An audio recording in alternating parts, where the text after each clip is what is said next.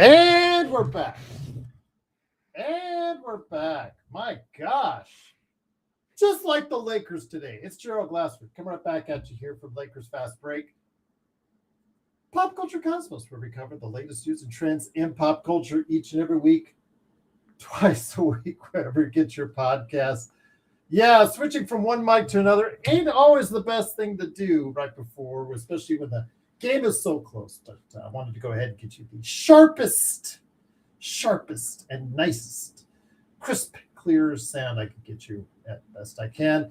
It is, of course, Gerald Glassford. Thanks again for watching. Listening. The Lakers tonight with the chance to make a move on the Western Conference with losses tonight by both the Denver Nuggets and the Houston Rockets. Had a chance to move up in the Western Conference standings as the Milwaukee Bucks headed into the Crypt, a team that was several games under 500 with Giannis Antetokounmpo. What would happen tonight? Well, as we saw, the Lakers, once again, the defensive issues continue in the second quarter after basically coming to a standstill in the first quarter with the Lakers leading by one. The Lakers in the second quarter faltered as the Milwaukee Bucks pulled up by 9 points at the end of the half with an outscoring the Lakers by 10.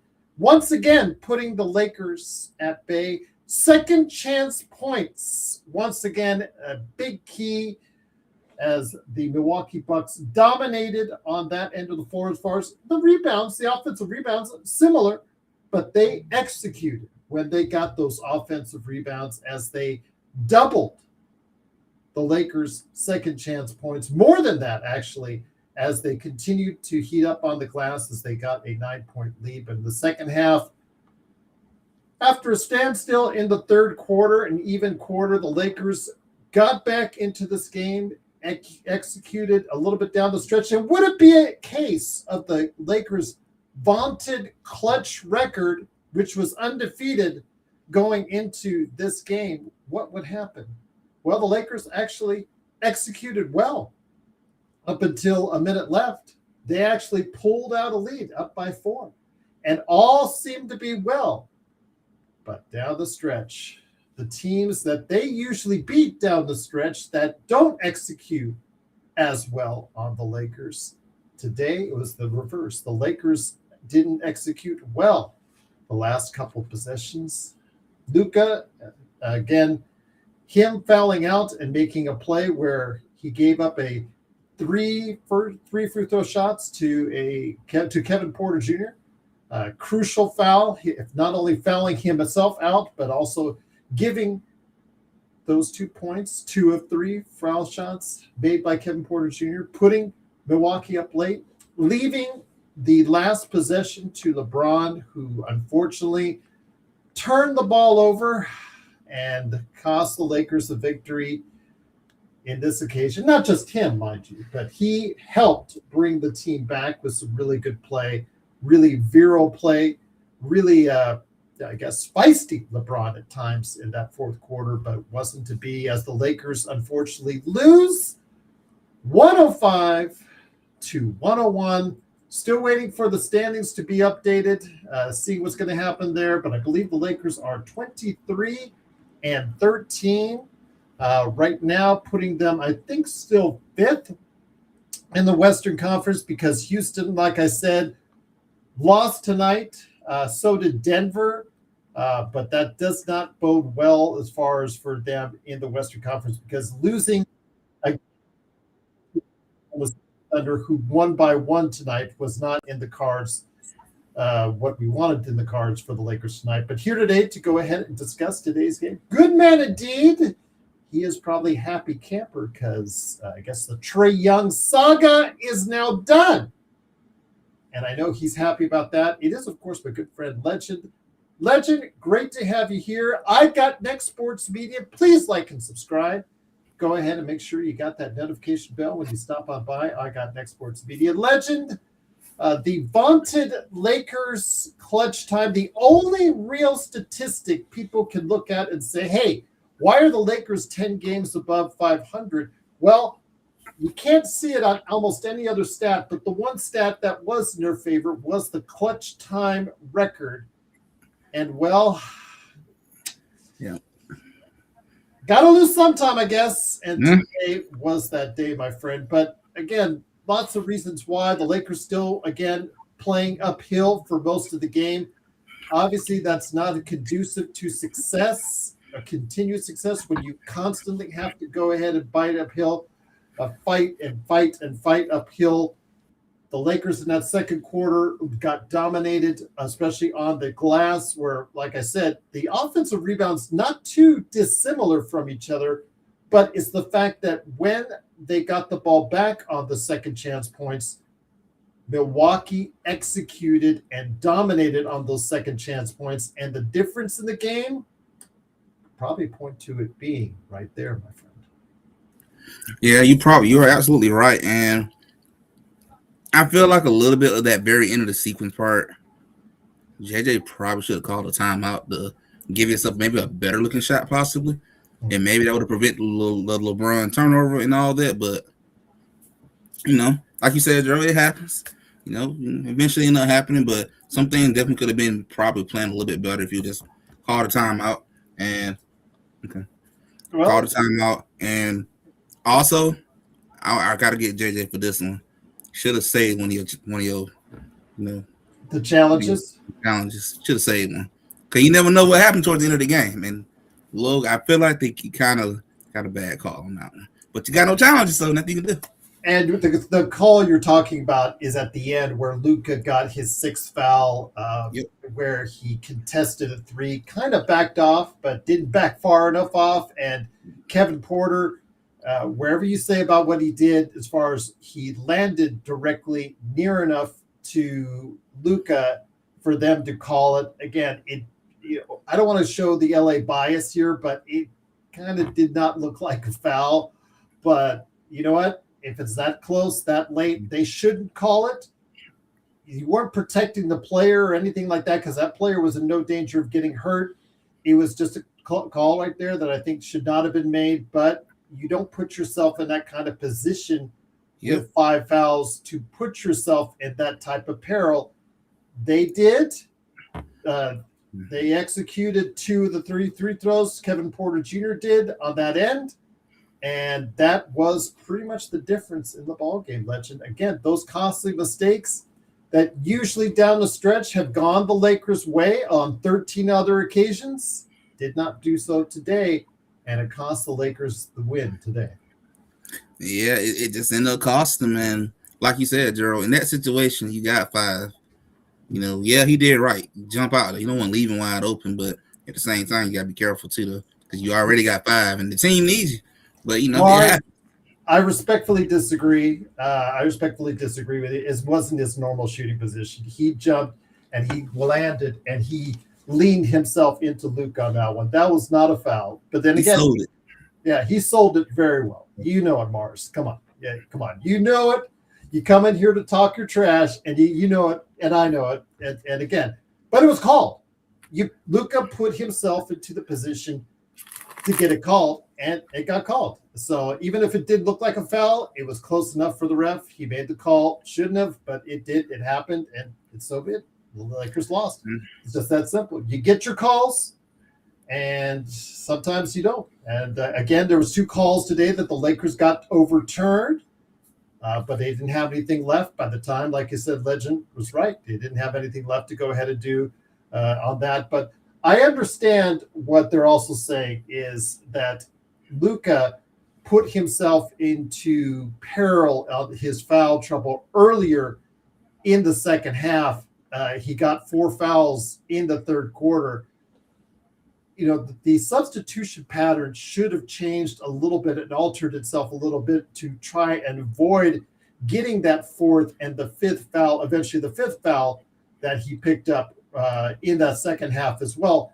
I think that, JJ is right. JY is right. JJ should have altered his substitution plan to make sure that Luka would not pick up that 5th foul. I don't think he really did. And again, just simple mistakes. lead to bigger things, and unfortunately, it led to a loss today for the Lakers.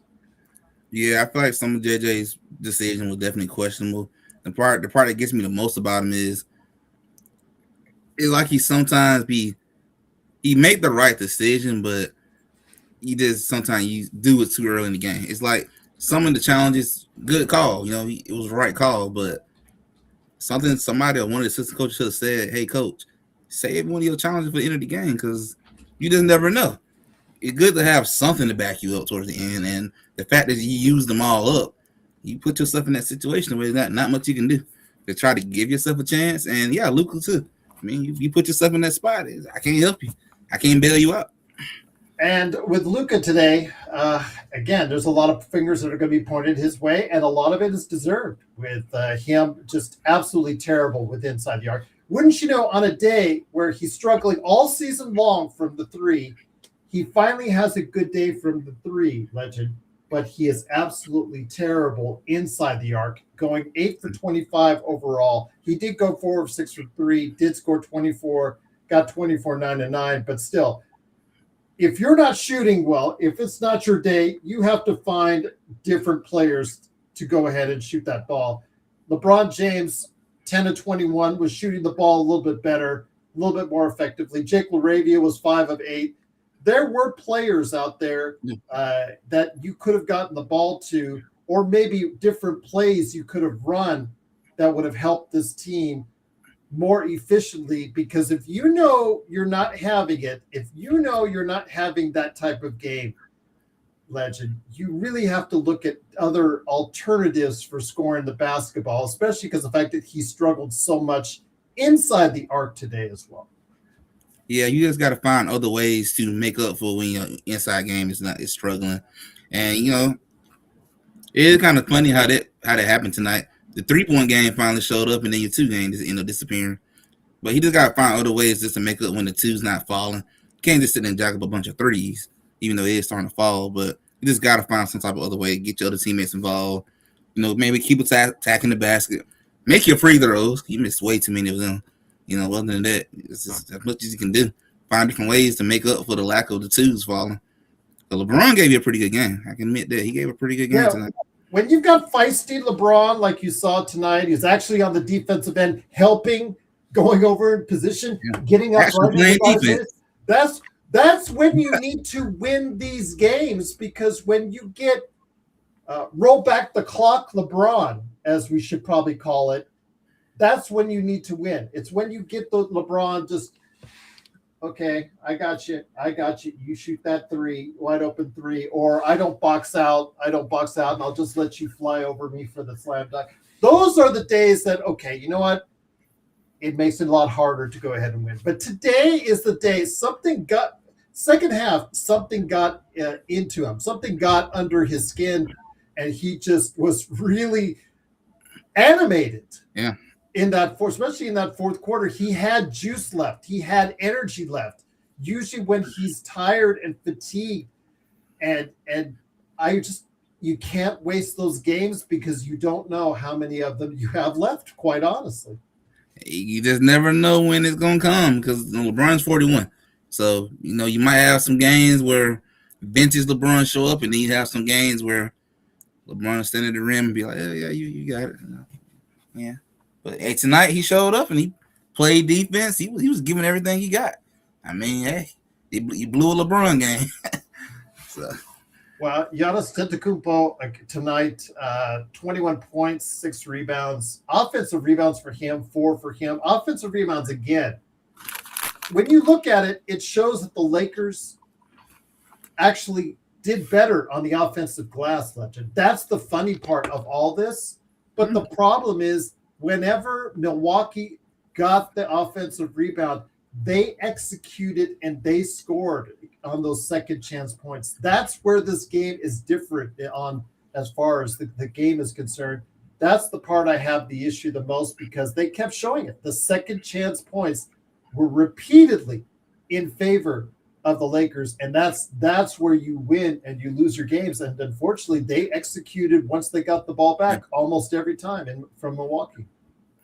Yeah, they just did what they need to do in key moments, and Buddy really know how to act. He sold that foul good. He sold that He good. sold it good. Again, you put yourself too close. It wasn't a foul, guys, but it doesn't matter. You put yourself too close. You made it too close to call. Kevin Porter Jr. did a great job of selling it. And you know what? It is what it is. I know Rodell and Mars are disagreeing, but I'm sorry. You guys cannot use your bias against it. It's simple fact. He leaned, he sold it. Give Kevin Porter Jr. all the credit in the world. He was close enough to Luka for them to call it. Again, had that been as something that the Lakers could go ahead and challenge, it probably would have been overturned. But you had already used your challenges already on those two other calls, so it's just all right there. Again, you put yourself into a position. Luka did. Now, again, should you have been more careful about him not getting that fifth foul? You look back on it, JJ will probably, on the way home, on the drive home, probably realize that, you know what, I kind of should have let him made some other arrangements on the rotation in regards to getting him out there. He was struggling anyways. That's the thing, Legend. He is struggling so badly from inside the arc today. I don't know why he kept him out there for so long with 4 fouls. You only put him at greater risk on doing that when he's struggling so badly. Again, when the team was able to go ahead and share the ball, they didn't do a bad job of doing that today, Legend. And it's just, when Luka's not having one of those games, you've got to go ahead and find other ways to get the basketball to other guys who maybe are having better days than him. Yeah, that part was a little baffling to me, that he got 4 fouls and you still gonna leave him out. I'm like, okay, you're gonna take a chance, but also like it wouldn't have hurt to take him out because he just didn't have it tonight. It just wasn't his type of night. He was struggling with the twos, struggling with the free throw line. It just wasn't a Luka game pretty much. It wouldn't have hurt to took him out and try to save him for a potential tight 4th quarter. But I mean, that's just one of JJ's coaching mistakes that in his young career that he's still learning wise. But I think another thing he really do have to learn is how to utilize some challenges a little bit more. Though, just because they're there, you shouldn't always use them. I mean, there are times you should, but there are moments you got to at least remember at the end of the game, I might need one of these challenges. It could decide the whole game. You got to at least save one. Absolutely. And again, they weren't giving the Lakers the calls when they went underneath. I know that they had issues with that every time, but you're not going to always get those calls. You got to play like you're not going to get those calls and execute like you're not going to get those calls. But as often gets accused of, Luka, and to a lesser extent LeBron, who both have a tendency to try and fish for fouls, especially Luka, did not get the free throws or the amount of free throws he was looking for. And you know what? You got to base your game. If it's not working for you there, and if it's not working for you as far as inside the arc, instead of forcing more shots, you've got to find people that may be able to hit the shots more efficiently tonight, because there were other players. And LeBron didn't do so bad. He was actually pretty good from the field today, 10 to 21. Yes. And if you'd gotten Laravia more involved, that would have been a great sign too, because 5 of 8, he actually was the player that was open on several looks and could have gotten them. You could have gotten more involved. Jared Vanderbilt, 9 points, 9 rebounds.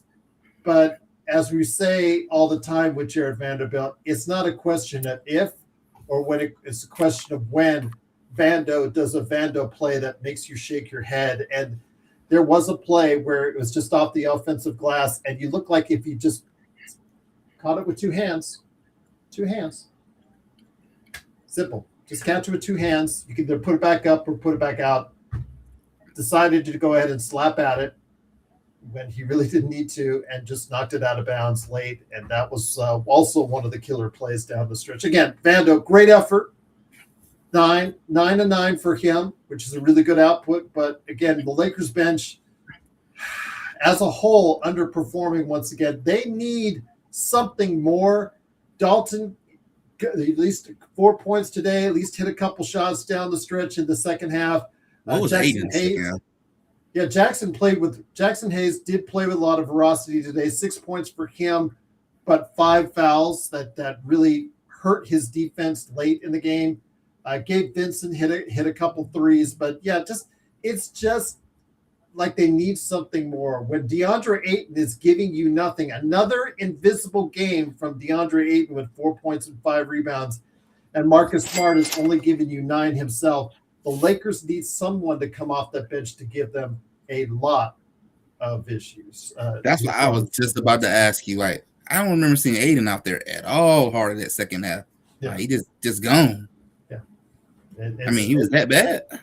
And again, he's going to complain where he doesn't get enough touches, blah, blah, blah, blah, like he had the other day at practice earlier this week. And, as far as the concern, it's going to start mumbling. And again, there are reasons why he left Portland and why he left Phoenix. And again, we're starting to see a little bit of that. But again, we don't have the major investment that those teams did. So again, it would be great if he could come back to the 15-9 player that he has been for a good part of the season. But right now, he has been going through it these past couple of weeks. The Rosto, who is on Vando Hill, which I am not, says, Jared, the truth, Vando.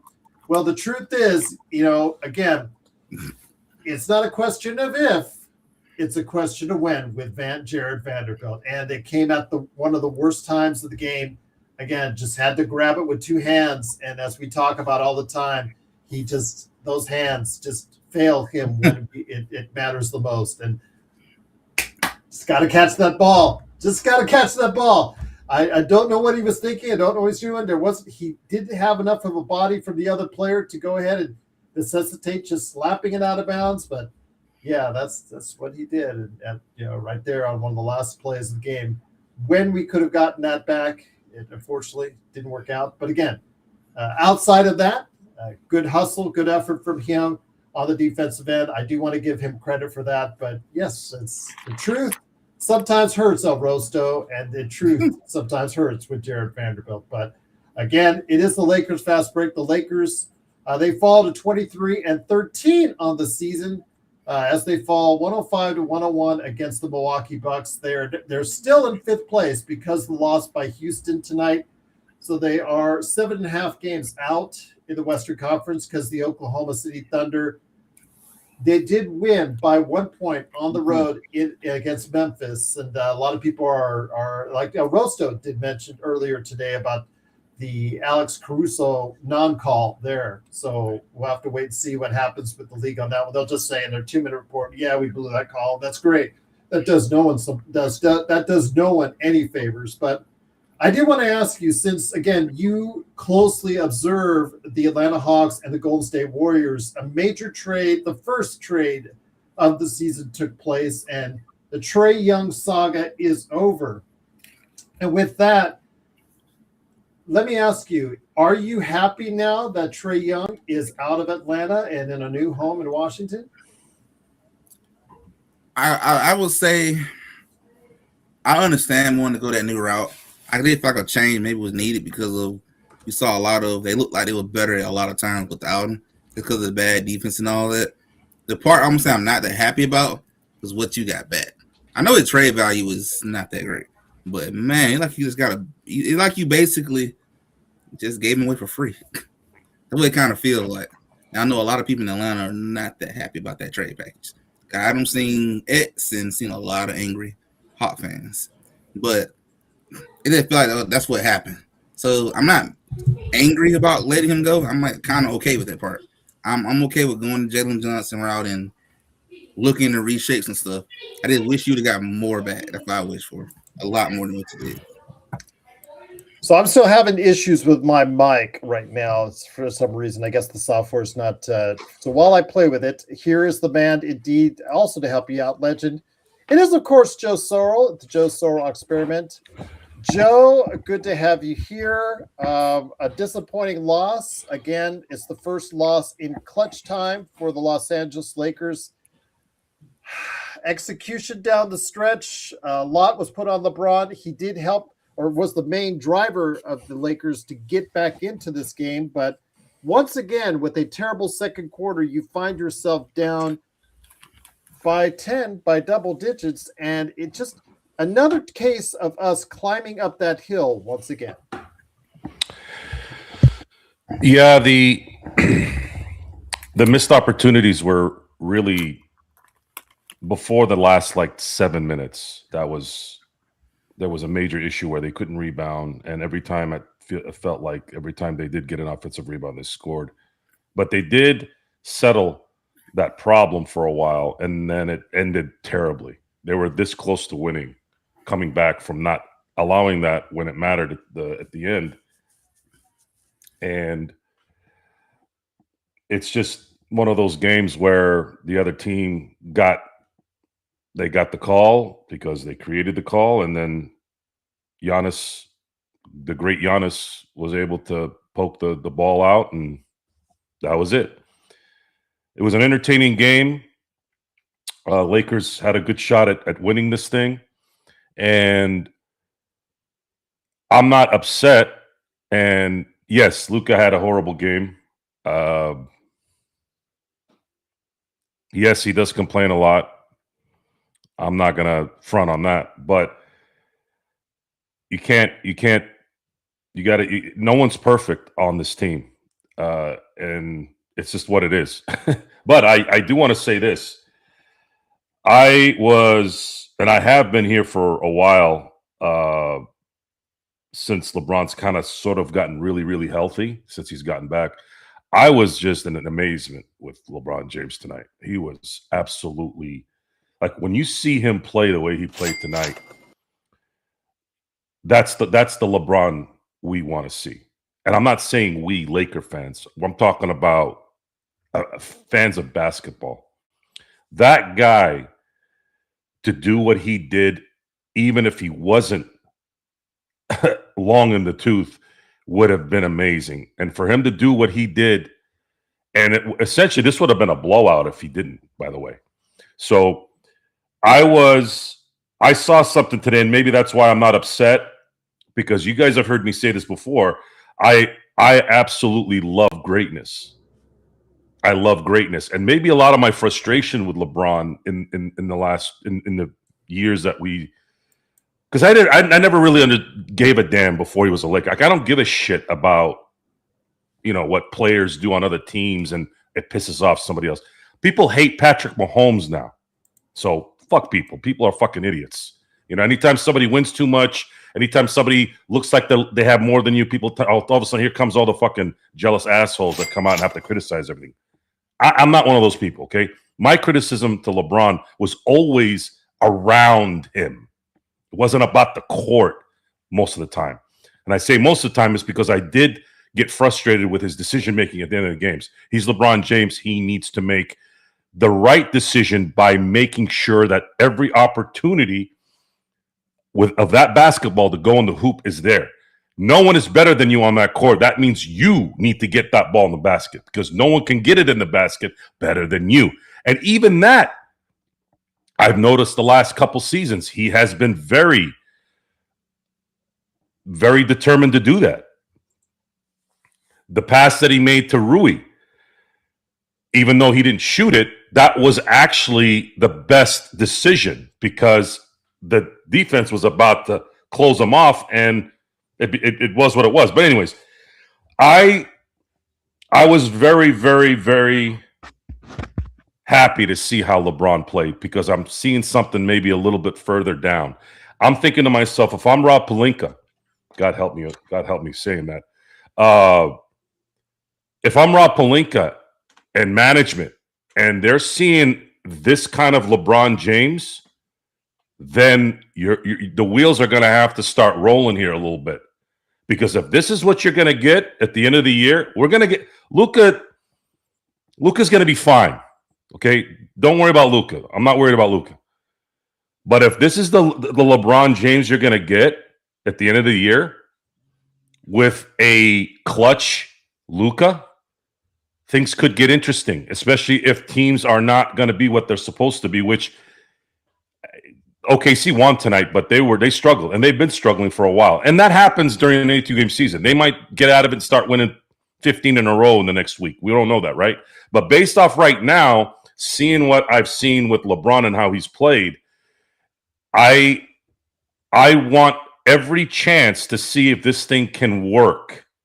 And if this is who it is, You got to start figuring out, hey, man, we may need to get a couple things before the deadline is over. Otherwise, you won't have any chance.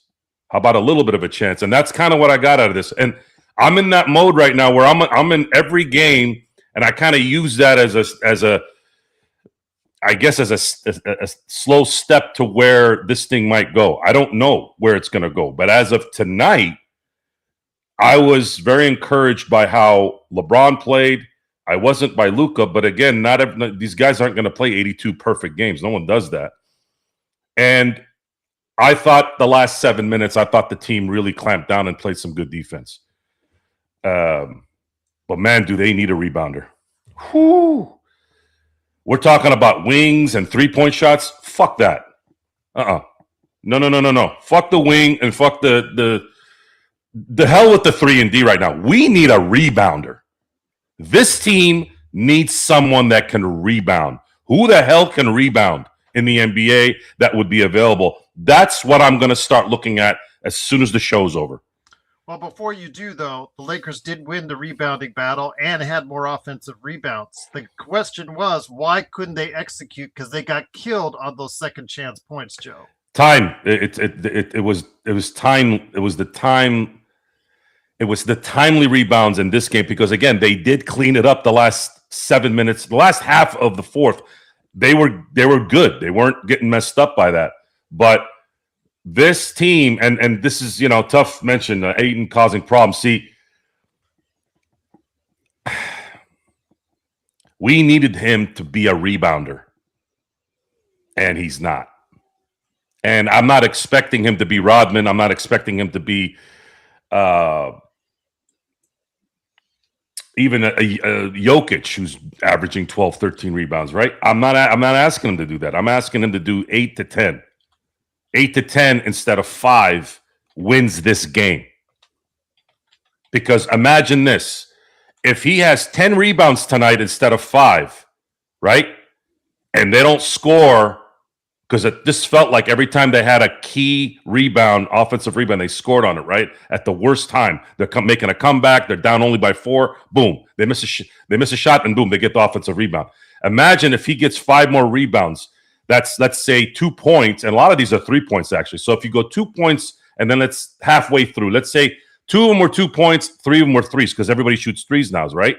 So those 5 rebounds that he could have got, that's 9 and 4. That's 13 points if they were to score on every one. Let's say they only scored on 3, and 2 were 3-pointers, and 1 was a 2-pointer. Let's just keep it fair, right? And they're not going to hit on every one, right? To keep it kind of leveled. Now you're looking at 11 points. I'm sorry, 8 points. So 8 points. What did they lose by? Guys, this game, professional anything. You saw the World Series, right, Gerald?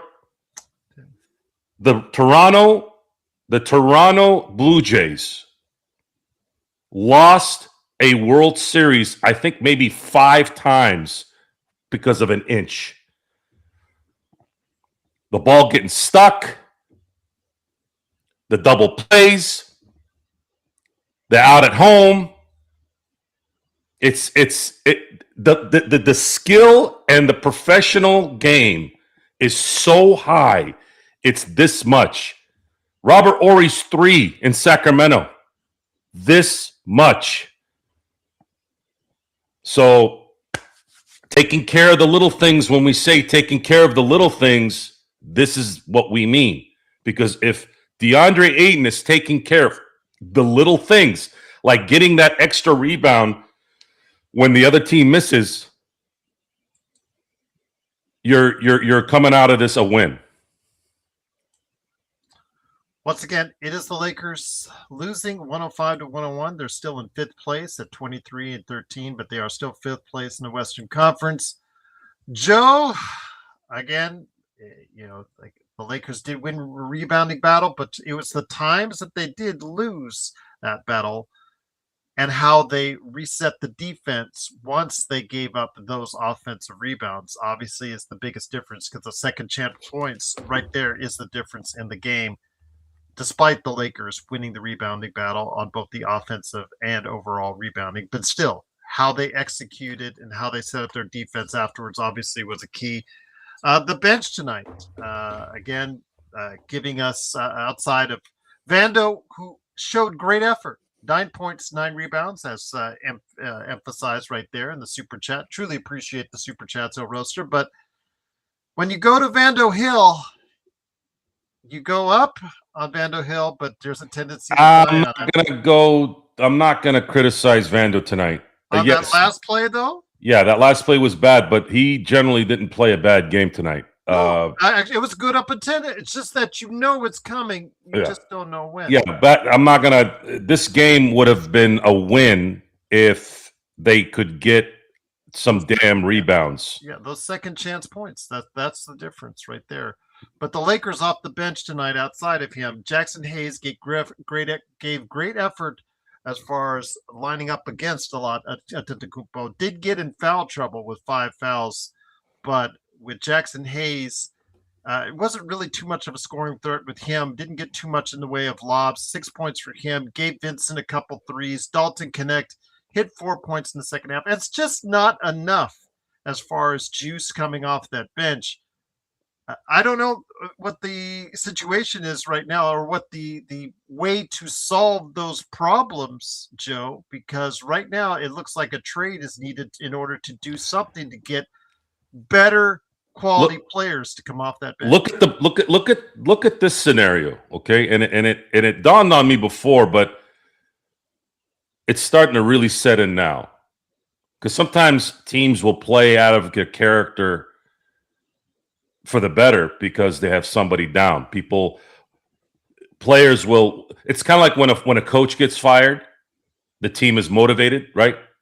And they play really well out the gate for that new coach. Yes. But then they settle down, right? So I was waiting for this. I've been waiting for this. Like, when are they going to hit a wall where, man, they really need Reeves? They may need Rui. They haven't needed those guys. We're not even thinking about those guys in these games, and they've been competitive. So what does that tell you, Gerald? That tells you right there that as good as Reeves is and as beneficial Rui is, he's a good player. He's a decent player. This team isn't really lacking that much without them there because you're not going to have Reeves rebound. Rui's not going to rebound. Reeves isn't a sniper. Rui has to have everything perfect for him to usually shoot at his 40% clip. Otherwise, he's not going to be valuable there, right? So what I would get out of this, and this is coming from today's game and kind of some of the stuff that's been going on, is if LeBron James is going to be doing this, then maybe management needs to go, okay, do we want to do something this year?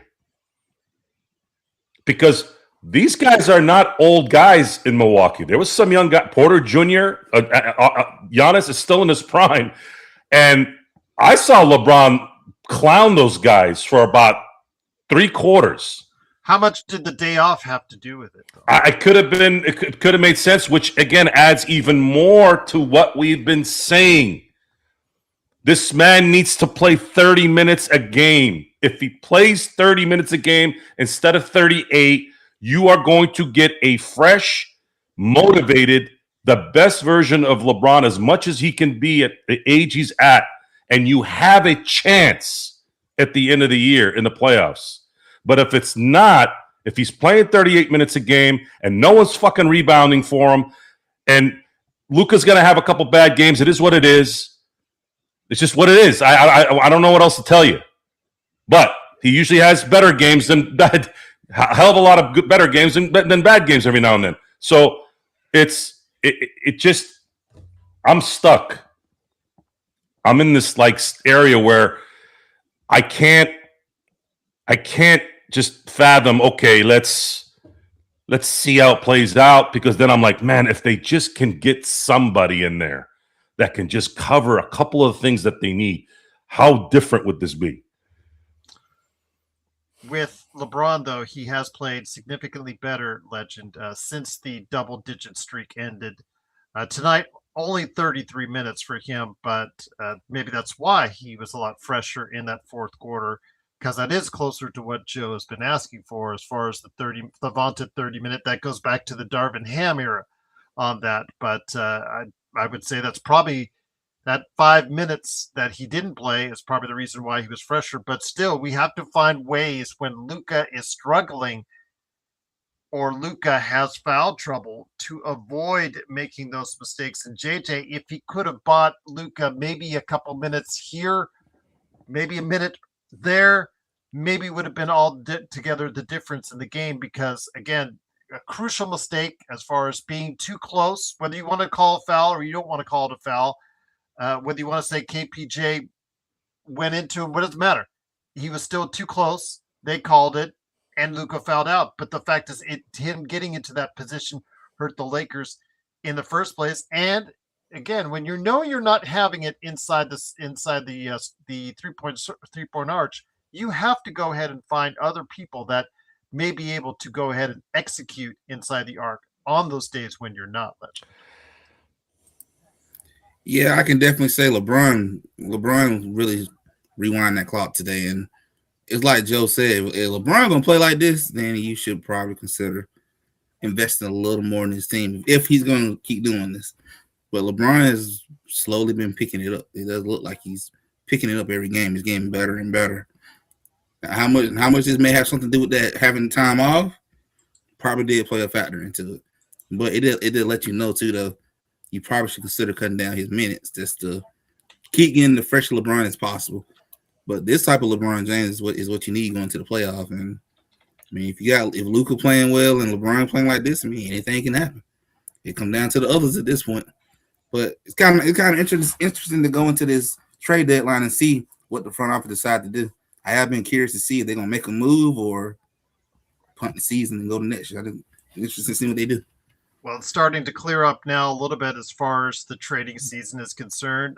Anthony Davis has been diagnosed with, I think, a torn ligament on his hand. I've had that by playing basketball, and that is not fun, guys. I know that you guys were asking about how does that happen. I think it was Vari who was questioning that, but yeah, that I had my torn ligament in my thumb, and that sucker just blew up like a balloon within minutes, and it really rocks your world. And with him, it looks like they're going to evaluate whether or not he needs surgery. And if he needs surgery, he's out the rest of the season. So goodbye trade for Dallas on that one, Joe.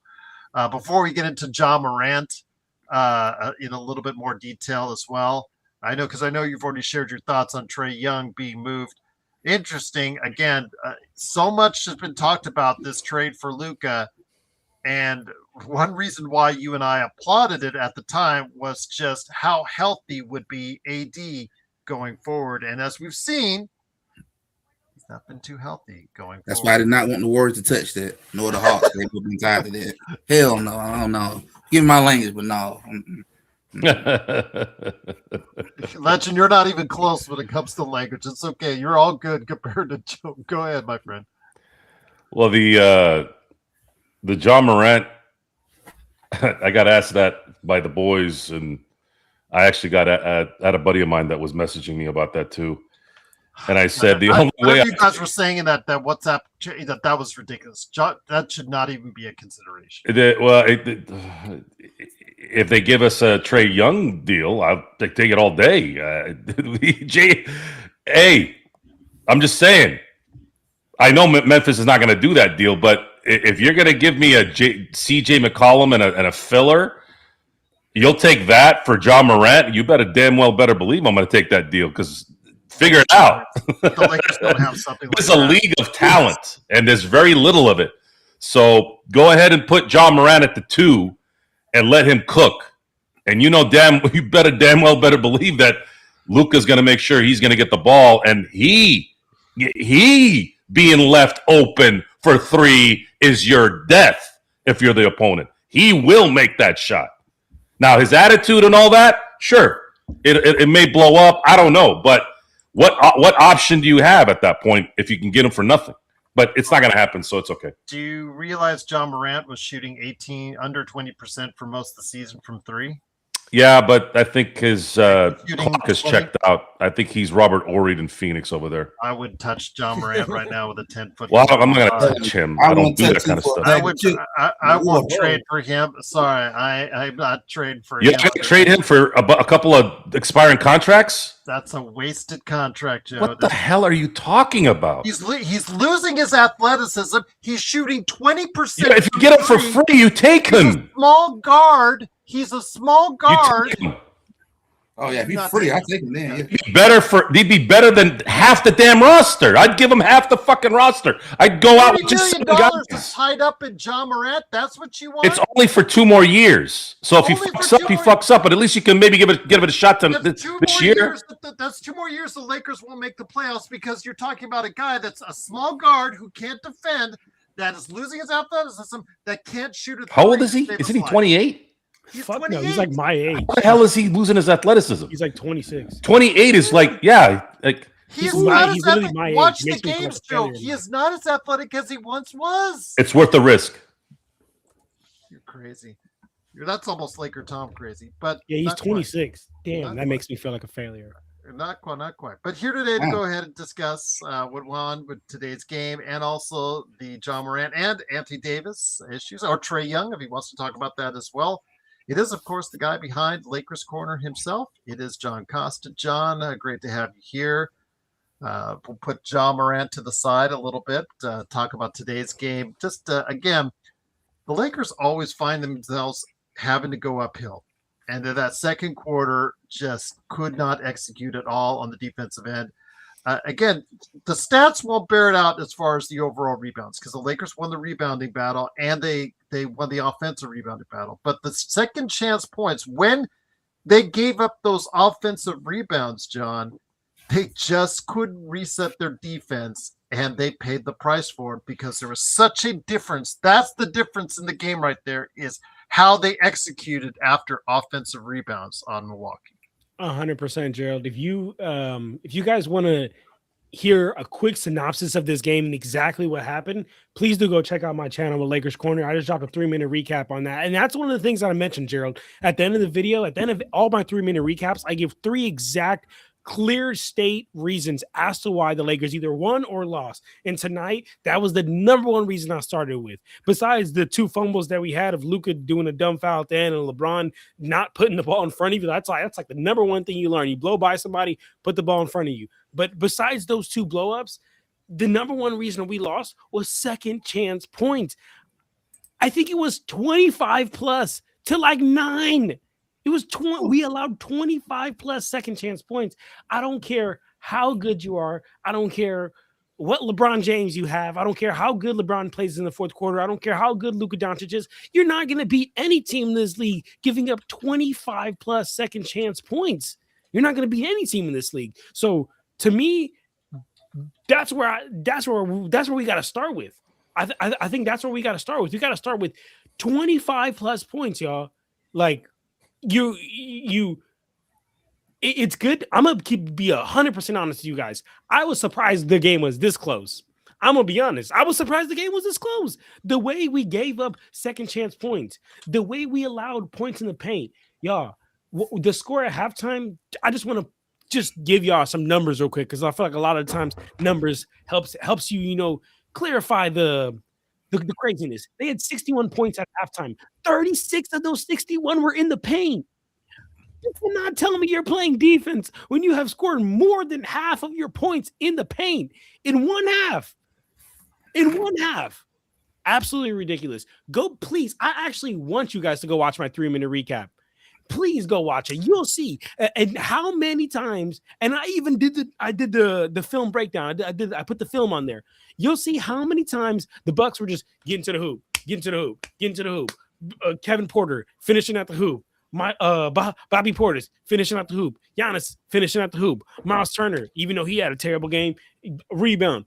No type of defense, anything. So if y'all want to know how I feel about this game, I mean, we gave up second chance points. That's the first reason that we were even in this shithole. But we can also put the blame where the blame's due. I think Luka shouldn't have fouled KPJ. That was a really bad foul. I was going to say a word, probably would have got. Well, he was too close. Again, you play that back. He put himself in a position where he's too close. It was a foul. That's why it's a bad foul. You have to know the situation. KPJ sold it great. And again, you put yourself to that close with 5 fouls. Hey, you deserve to get the call on you. Even if it wasn't a foul. Gerald, can I tell you something? Can I tell you the number one thing my assistant coach in college always used to tell me? No time and score. No time and score. No time. If you know time and score, that will determine how you play, how aggressively I'm playing you, how not aggressively I'm playing you, how much I'm actually closing out. I'm going to be honest with you. That should have been a simple put your hand up, close out. Don't even jump in the air. Don't even jump out at it. Don't lunge out at it. You know what it is. You know what it is. Luka, no time and score. That was a dumb foul on Luka that gave up the game. And then on the other end, LeBron didn't do a smarter move himself because, again, shorten that dribble. The number one thing, you get past a defender, you get past their shoulder. What do? You either advance the ball or you put the ball in front of you. You do not keep dribbling that rock like that. I'm gonna be honest with you. When I was in middle school, there was this OG I used to play with back in the day. He used to always get me he would literally let me blow past him and then tip it from the back for me. And I used to be like, bro, how do you even do that? And then you get older and you learn. It's the oldest trick in the book. Funny that the oldest man in the game got tricked by the oldest trick in the book. Man, we lost though. We lost. At least it happened. It happened to Karl Malone in the '98 finals. A lot of stuff. It wasn't a tip out, but it was. Yeah. It was Jordan leaking off his man, and I guess no one was screaming at Karl, "Watch out!" Mm-hmm. It was loud in Utah, right? That's why when you're the home team, the crowd's supposed to shut up to help your team. You're supposed to be loud. You scream when they score, but that's the point, right? They score and then they're going to the other side, but you got to be quiet, right? And what was it? I'll say it again because I like the way you said it. What was it? Time and score, right? Yeah. Time what? You got to always know time and score. So time and score. So one of the things back to the details example. One of the things that when someone and I say someone as in my friends when they're going, hey friend, when they go, are you? Because every time the Steelers win, it's the first question that some of my troll friends. Oh, do you like Mike Tomlin now? Do you like Mike Tomlin now? Right? I'm like, why do you keep asking me this question? And then I have to use an example. I say, why is a Monday evening quarterback on his love seat recognizing this and Mike Tomlin isn't? Because if one guy doesn't do it in a spur of the moment, fine. But when you keep seeing it happen, why are these guys not running out of bounds when time is important? And then when they aren't sort of at the end, they know they cannot retreat. They have to be running forward. Are you practicing these things? Then you don't have to use timeouts. Then you're saving time. You're not even counting the time that you're losing because now you got to get up to the huddle. Time and score. The inbounds pass. The clock. Are you prepared to play? Like if you're having problems as a professional NBA player inbounding the ball, would you think to not practice, condition? Do you ever hear Kobe, how he talks about his pivot foot, how somebody is going to pump fake? They're going to usually use their right foot to do certain things. Then they're going to go up. Then they're going to move their head a certain way. He studies that. Why is he one of the greatest? Why?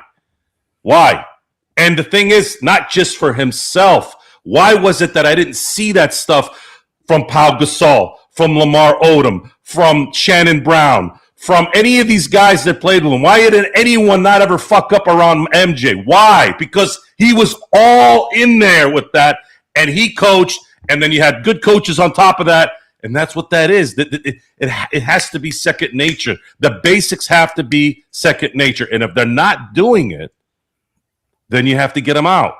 Going back to DeAndre Ayton, tonight, if DeAndre Ayton plays like a center, the Lakers win this probably by 10. But because he's doing whatever the hell he's doing, not doing his job, box out at least. If you're scared of Giannis doing things to you, fine. Can you box out? You're bigger than that motherfucker anyways. What are you worried about? Let him come over your back. They'll call a foul every now and then on that at least. So what is he doing? It's because the focus isn't there. Maybe JJ tells him, hey, look, you got to do this. And maybe he's not doing it. And then that, unfortunately, that's where the coach, it's one of those things where like, well, he's not doing it. You've told him. Now we have to start looking at you. Like, it's unfair, but it's not happening. Yeah. I felt bad tonight. I felt bad we saw a performance tonight by LeBron James, and he's been playing really well lately. If you watch how he's been moving around, just unbelievable what a player that guy is. Tonight, it all came together at like an even higher level. I'm just sitting there going, man, please win this game because I really, really, really want like the W for this. This is what it's about. But it just didn't work. Now that I think of it, Joe, I think one of your best friends in life would have been my college assistant coach. He's actually just fucking like you now that I think about it. Because you saying you love time and score, that's literally what he fucking lived on. Like, yeah, that's what all he talked about is just knowing time and score and time and placement and just everything on the court. So I love that you connected that. But just real quick, because you touched on Aiden, and that just opened up the can of worms for me. Because you know what's crazy, Joe? This is the same, and Legend and Gerald and everybody here in the chat, this is the same guy that a couple of days ago said, like, oh, like, I don't feel like I'm involved enough. Like, I don't feel like I'm getting the ball enough. Brother, you got 5 fucking rebounds today. I don't give a you know what Kobe used to say, too, back in the day? People used to ask for the ball. He'd be like, get the ball. Kobe like, get that shit off the rim. Go get that shit off the backboard. And that's what I would say to DeAndre Ayton. If DeAndre Ayton dared looked at me and said, I don't feel like I'm involved enough, I'd have pulled up every single game where he got out-rebounded by bigs that he should have been dominating. Gerald, remember the other day when we were on stream and you mentioned the fact that this guy was the number 1 overall pick of the same draft as the Triple J? And he was getting owned by the number 4 pick. Right? Not to even mention Luka. This is ridiculous. I'm gonna be honest. I see body language. I think LeBron and There's Luka a reason why those bridges are burnt in Phoenix and Portland. I see what happened now. I see There's a reason why he was available for a $9 million payday for the Lakers and a 1-year deal, essentially. Although he's got an option for a second, but he is what he is, which right now equates to what, a 17 to 22nd best starting center in the league at best. He's 15-8, but he's not even playing at that level right now and hasn't played that level for weeks. Just he is what he is, and once he gets disinterested, he just tunes himself out. And the problem is he continues to tune himself out. Guess what's leaving? All that money that he could have gotten put into his wallet. All that money. Bye-bye. Have a great time. Yes, go into someone else's pocket. I think not as much, because I think Ben Simmons literally, and please excuse my language, but suffers from like pussyitis. Like Ben Simmons, that's just what he is. But I think that like DeAndre Ayton is not too far from it. I'm gonna be honest with you, because I think it's starting to get to a point where it's got to be a mental thing, brother. Like it's got to be a mental thing of you not locking in, you not having that fire under you. Because again, like I'm not asking him to come out here and shimmy, you know what I'm saying? Pull up, play make. No, but I am asking him to have games where he has more than 4 points and 5 rebounds and shoots the ball preferably more than 6 times. I'm gonna be honest with you, because just to be real with you, Jackson Hayes. Honestly, I would say in this game, he didn't even have a great game, but he outplayed DeAndre Ayton. And if you even want to look at numbers wise, the numbers will tell you that too. But I'm talking about all off just eye test, right? I feel like Jackson Hayes right now, when he sets that pick, he's rolling with more intention to score. He's rolling with more intention to get everybody else open than Ayton. I feel like, and Luka, when you're struggling from inside the arc like he did today, you have to make those better choices and say, you know what, I'm going to get the ball. It's more prominently to my big guys instead, because I'm not feeling it. I'm not feeling it inside the arc. I'm shooting terrible from it. I'm hurting my basketball team. I'm not getting to the line. I am hurting my basketball team from inside the arc today at the free throw line and inside the arc. He has to make better choices when those days are not his. Again, he can't score 35 every single game, but when he doesn't, he's got to find the other players in order to get that job done. And a couple more lobs, a couple more execution. Ayton shows up, like Joe says, a little bit more today. And there you go. But again, this is what you get with DeAndre Ayton. You're going to have your days when he shows up with 18-11 against New Orleans. But we talked about it. What would happen the next day against San Antonio? What would happen the game after that against Giannis Antetokounmpo? And we see what happens, John. Just real quick, I wanna touch on Riddell's comment. Riddell said that we're blaming a role player for the loss. DA is what he advertised. It's the team loss and the team effort. I want to add that. I want to say I feel like that's so frustrating because ever since I've been on here, right? I just got on here maybe like 20, 15 minutes ago. You guys have been on here probably an hour plus, right? I'm gonna be honest. I don't think not one of us said, "Oh, this loss is totally on DeAndre Ayton." We've talked about multiple facets. Riddell tunes everything out. Right? Riddell it's like this. We talked about what? Nothing goes in here. Nothing he absorbs. We talked about. I came in here and talked about second chance points. I came in here and talked about points in the paint. And then I came in here and talked about LeBron James not putting the ball and advancing the ball in front of him. Simple basketball move when you get past somebody. And Luka Doncic, very dumb foul. So Riddell, I have to clap back to that. No, we are not putting this solely on DeAndre Ayton. But part of this is on DeAndre Ayton. Part of it is on DeAndre Ayton. So just we pointed out several things like with LeBron, how he helped carry this team back into the game. He also made the mistakes down the stretch that cost the Lakers game. Vando, for however he played well during the first, 3.5 quarters of the game, he made that crucial mistake when he dropped the ball out of the bounds because he didn't try to catch the ball with 2 hands. It's each and every player down the stretch that didn't execute, which usually they are doing. But one thing the Lakers have done well this season, Legend, is that the Lakers have executed down the stretch. Today, it just wasn't their day. Yeah, it just wasn't the day today. I mean, turnover at the end, the foul. I mean, just wasn't it. But I promise you, there ain't nobody saying it's DA though. The whole team take the spread, even JJ. Just some poor coaching moments. No, it's what we're saying is if he had gotten 5 more rebounds as a starting center on a team that needs that more than anything else, if he averaged 5 points a game and had 12 rebounds a game, we would be happy. But he doesn't want to do that. And the thing is, his complaint after the first game after that complaint where he did get the ball and sort of played well, he's been getting the ball in the paint, and guess what's going on? He's hitting it at the front of the rim. Because now he opened his mouth. Now the pressure's there. Right. It certainly isn't because he's tired. It's in the first quarter. Is he tired? Like mentally tired? I don't know. But that's when you come up short. In my basketball activities, I've only played street ball. I never played organized in college or anything like that.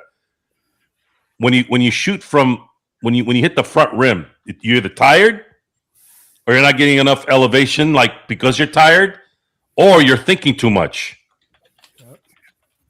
No legs. It's just you. And then Marcus Smart, he didn't give you much. Look, the thing is with Marcus Smart, at least for tonight, I know he's made some duds, stupid passes and stupid shots in the past. I didn't feel like he did anything bad tonight. He was pretty, he's playing hard and that's admirable. Yeah. But all this we're not even talking like this right now.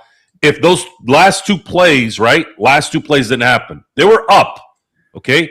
If they win this game by 1 point, we're probably talking about how great LeBron is and Luka had a good night, but at least he closed it out, blah, blah, blah. But the reality is the basics, if you had just done a little bit of the basics, get a couple more rebounds that ended up turning into points, you win the game. And I understand if it's I understand if it's it's an 82 game season. This happens. It happens. Yeah, but they've been the benefactor, Joe. They've won. It's the other team that has been making those crucial mistakes down the stretch. For once, it was us. It's just it's a different league, man, and things have this stupid freaking league evened out all teams so much where the margin of error is not good. This team is battling. They're a 4 seed and they lose, and now they're down to hell in one loss. Like, that's what this is. That's why these games can't be lost. If they get blown out by Oklahoma City on the back end of a back-to-back in Oklahoma City, there's a little bit of understanding there. Okay, they're tired and they're playing the best team in the league. Fine. But you can't lose this kind of game against Milwaukee at home after a day off because your fucking center doesn't want to rebound. That's a big, tall guy that's taller than almost everybody on the court. He should be able to get 10 rebounds tonight. If he gets 8 rebounds, and all 3 of those that he didn't get were scores, they win. It's little things. I keep fucking saying this to everyone. They don't fucking listen. Real shit, Joe. Okay? It's the little things. I've seen this thing 100 times. More. What is it? What is it? It's broken communication because I just can't. Call me naive. I cannot fathom the idea that JJ's not telling these guys this. And if he's not, this guy shouldn't be anywhere near this team coaching. Because I know damn well, that Darvin Ham wasn't doing it. He was too busy fucking talking about fans caring too much about games in the middle of the season when your dumbass was playing in the play-in all the time. Yeah, that extra fucking game that you didn't give a fuck about in December cost you a fucking spot. Now you got to play two more games to get in. Yeah, they do matter.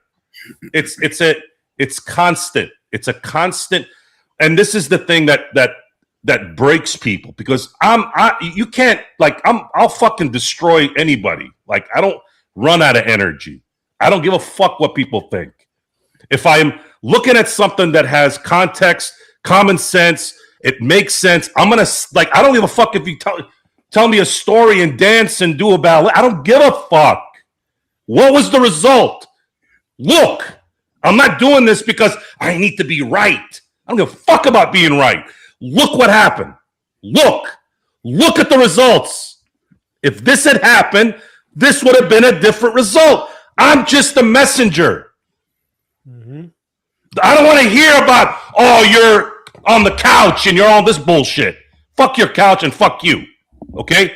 Look at the results. And it sucks because this is the part I said at the beginning of the show. When you see greatness, you have to appreciate it. LeBron James tonight was fucking amazing tonight. That man right there has mastered basketball. He owns the last 15 years of basketball. It's his league still. Fuck yes. That's crazy, okay? And when you have that kind of result, you see the way he was pivoting, the way he ran out to the three-point line and got that ball. He's running on the ground. That's what we appreciate. Laker fans, as much as LA, Hollywood, and all that shit, we appreciate that. LeBron James, when you do shit like that, Laker Nation's gonna love you, dude. We love that. That's what Kobe was. Magic may have been smiles. That motherfucker would run through fucking 15 brick walls to get to you. James Worthy, the same thing. Kareem, the same thing. Michael Cooper, the same thing. Shaq, Kobe, all these guys. That's why we love those guys.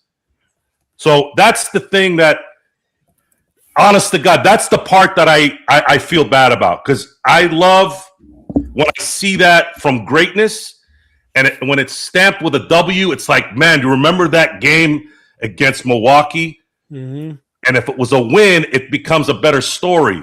Now it's like, fuck. Now we have to talk about how for just a split second, LeBron was seeing the opening and he fucked up. Like, that happens. It just happened at the worst time.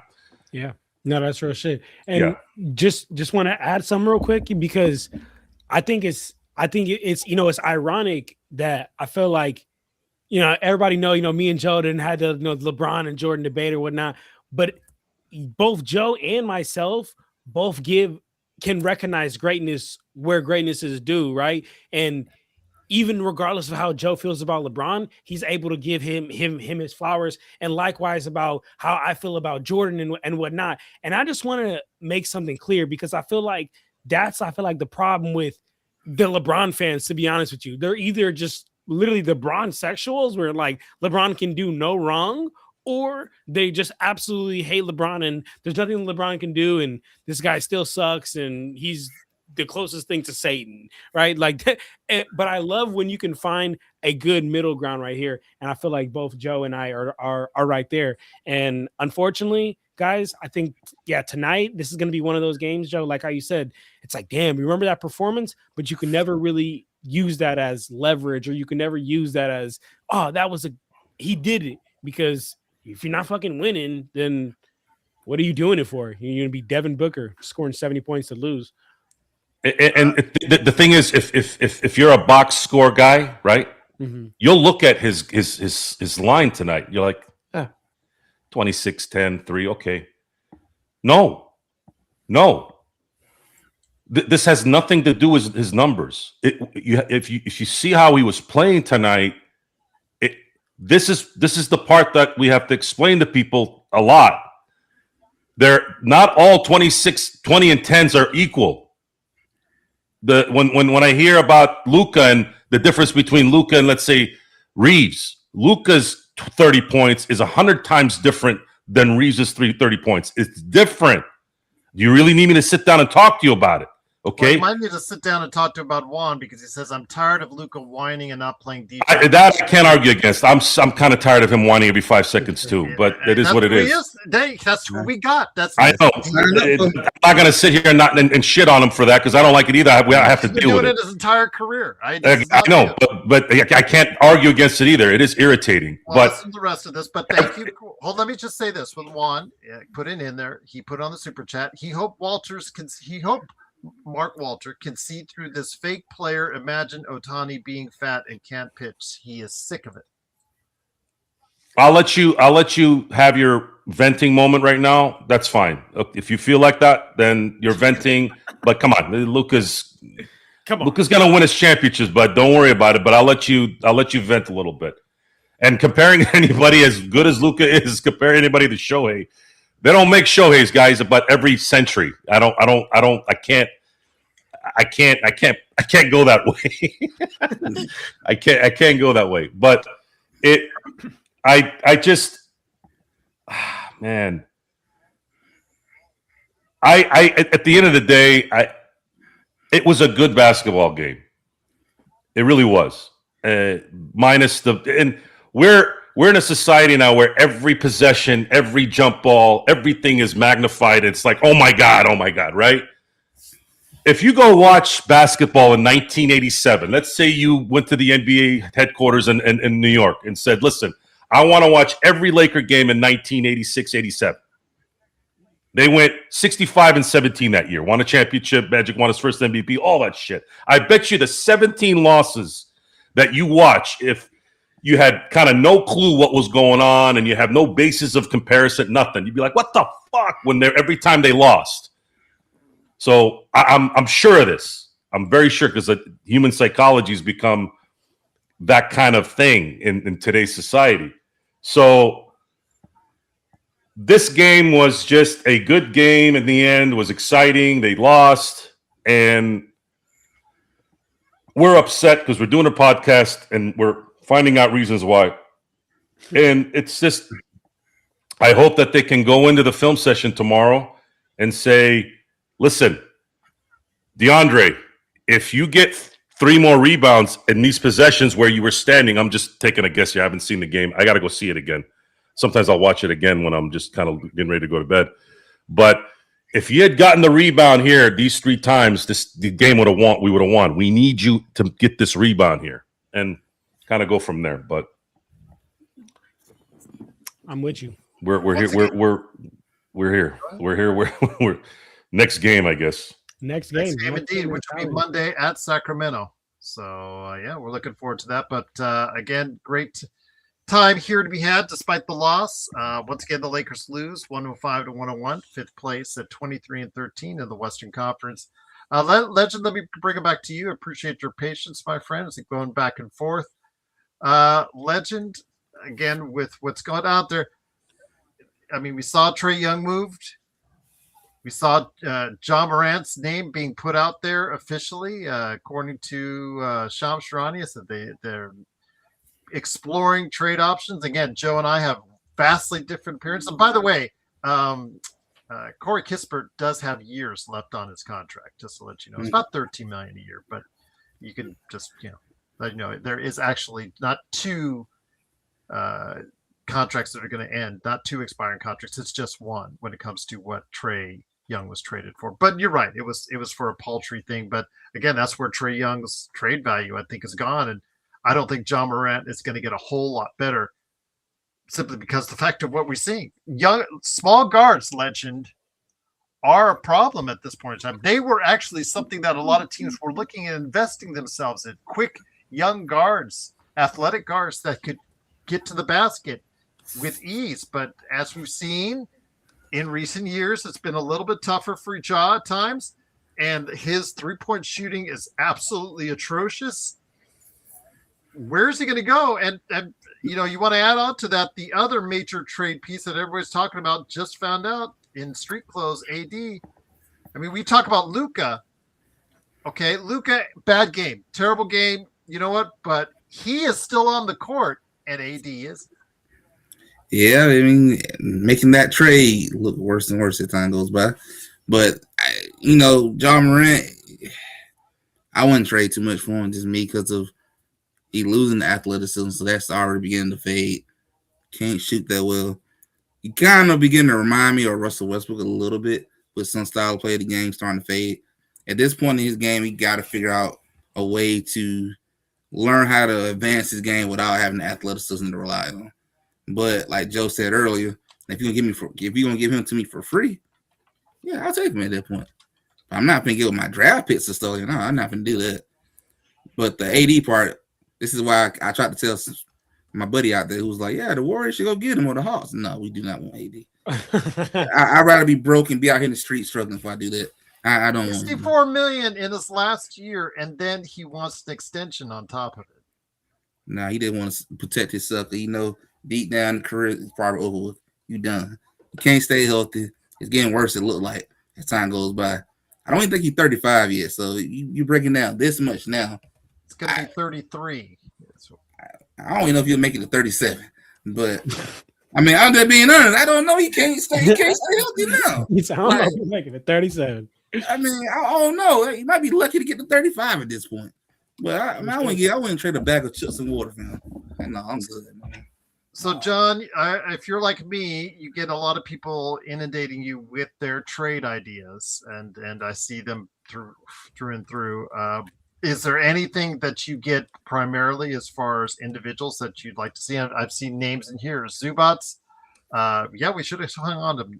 If we wouldn't the irony be that we actually would have to pay a lot more for Zubats? But I'm sure that the Clippers if they're going to trade him, they're going to trade him for probably trying to get 2 firsts for him would be my guess at this point in time because of how valuable he has become. I didn't say they get it, but I know that they'll probably be asking for it if that's the case. But when it comes to what the Lakers need, John Morant and Anthony Davis, I don't think they're at the top of the list. But who is when they talk to you out on your different social media channels?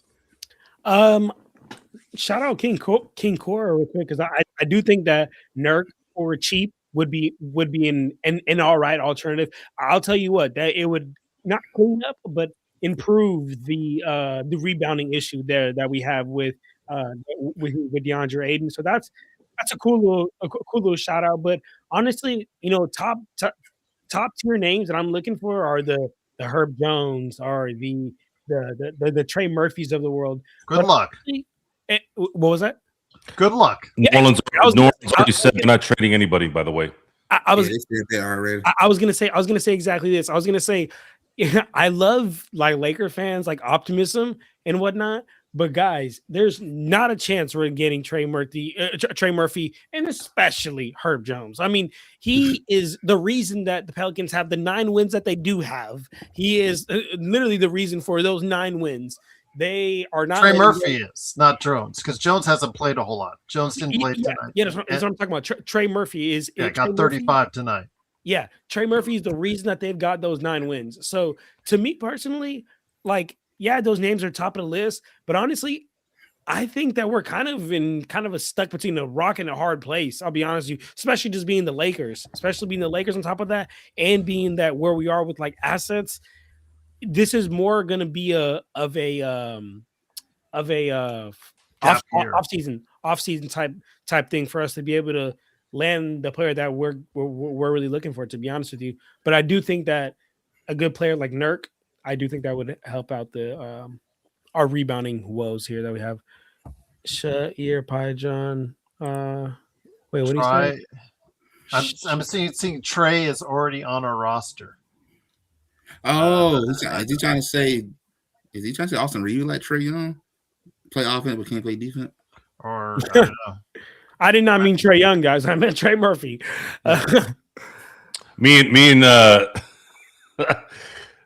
Me and Gerald the other day, we were talking about the Treys, and I finally said, just say Murphy and Young.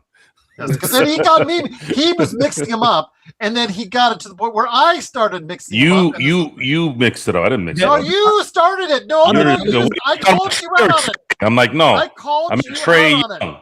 You started doing up first. I had to fix it so he could listen the right way. You screwed it up. And he kept messing it up, and then now he's projecting his mess up to somebody else. And this is where we're at. But luckily, I saw the problem, and he appreciated it. And now he's trying to come back with a reverse Uno on us. No. It's all live there on. And you know what's funny? Videotape on YouTube. On my 3-minute game recap that you guys can check out later. No. On the 3-minute game recap. Will you let the man finish? Y'all can check out. I did the same fucking thing. I was talking about Trey Murphy and I said Trey Young, and even on the recap, I was like, "Oh, my fault. I meant Trey Murphy." but again, we're not getting him. That's the thing, King Cobra, because I know Jovan Buha earlier today, was talking about him, showcased him on his little short and whatnot. King Cobra. The thing is, you commit to him. Does he solve all your problems at 28 or $29 million a year for the next 2 years?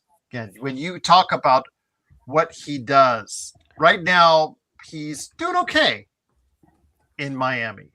But look at where Miami is at as a team. Is he having such an outstanding season on his own that you're saying to yourself, wow, he can really do it on both ends of the floor? There have been times in his career that he has played, because he is the number 1 draft pick, isn't he? That who? It's number Wiggins or Wiggins was, he was the number 1 draft. This guy was called the fucking Canadian Mamba. We forget that. It's like I don't know. Yeah, he's a Canadian sloth is more like it. Real shit. But Canadian when did he actually play to that level, guys? You think about it. There was one period of time in his entire career where he actually played at that level, got paid for it, and the thing is, he does play okay on both ends of the ball, especially on the defensive end.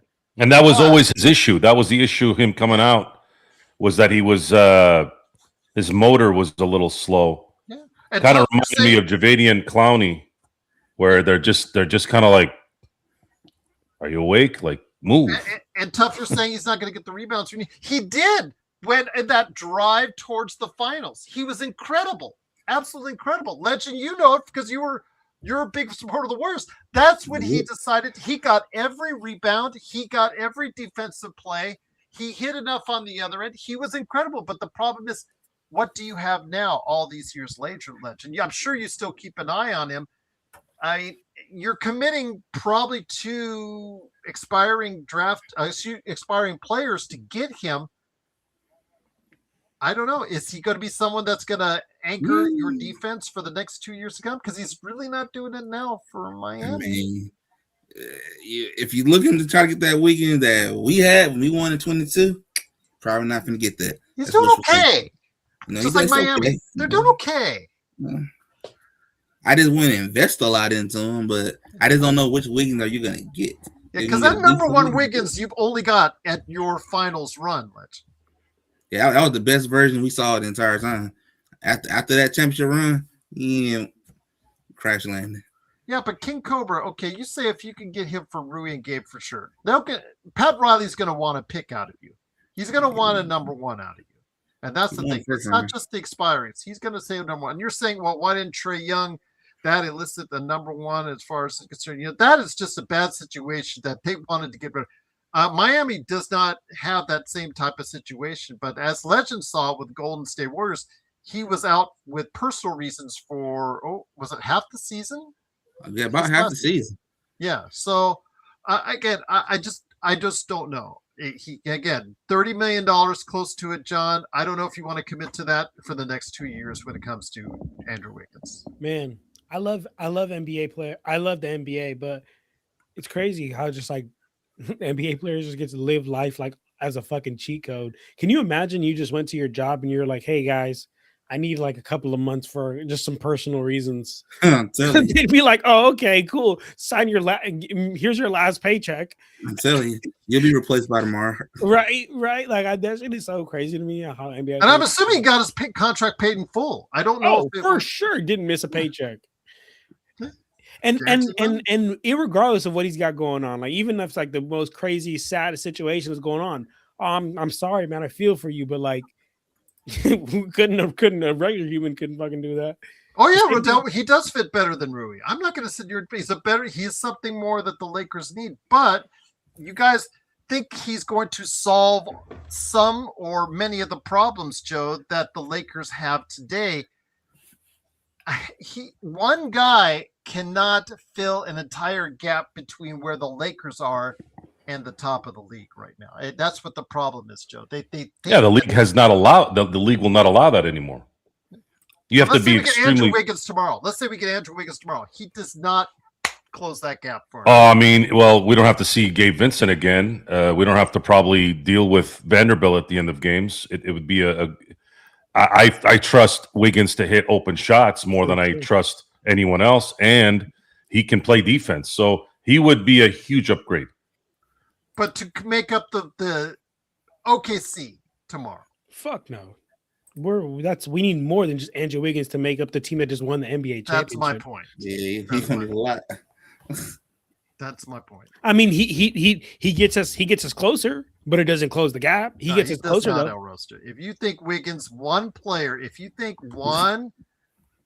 that averages 15 points or 16 points on the season is going to make up that gap, even if he plays at a level of defense that you need. He is OKC, Denver with Jokic, those teams. Detroit? Nobody's talking about Detroit. Detroit is just walking away with the East guys right now. He would help a lot with the Detroit because Detroit is just young and athletic and springy, and he can keep up with that. Because I feel like Detroit could be this year's Cleveland Cavs the last few years. Detroit is going to be. Remember how Memphis came out and they went kind of on that deep playoff run, and then everybody was just like, yeah, because they just caught us by surprise. The next year, everybody knew that they were going to be good. They pounced on their ass. I'm wondering when Orlando's going to have a fire sale. That too. I've been wondering that team is. They've tried everything, and it's not working over there. And they're about to get really expensive with those top 4 contracts next season. And Orlando don't spend money. I mean, they screwed up the Shaq deal because, and this is if you look at a lot of the big name players that have played for certain teams, you hear the same story. I'll give you 3 of them: Shaq, Freddie Freeman, and then I lost my train of thought. What was I saying? What was the third guy? Stories of every team: Shaq, Freddie Freeman. The other one was when Reggie White was playing for Philly. Thank you. These teams, they'll say, like, the example I'm using is Orlando, who does care about money, spending money. They'll unload shit because they don't want to pay that money, right? So whenever there's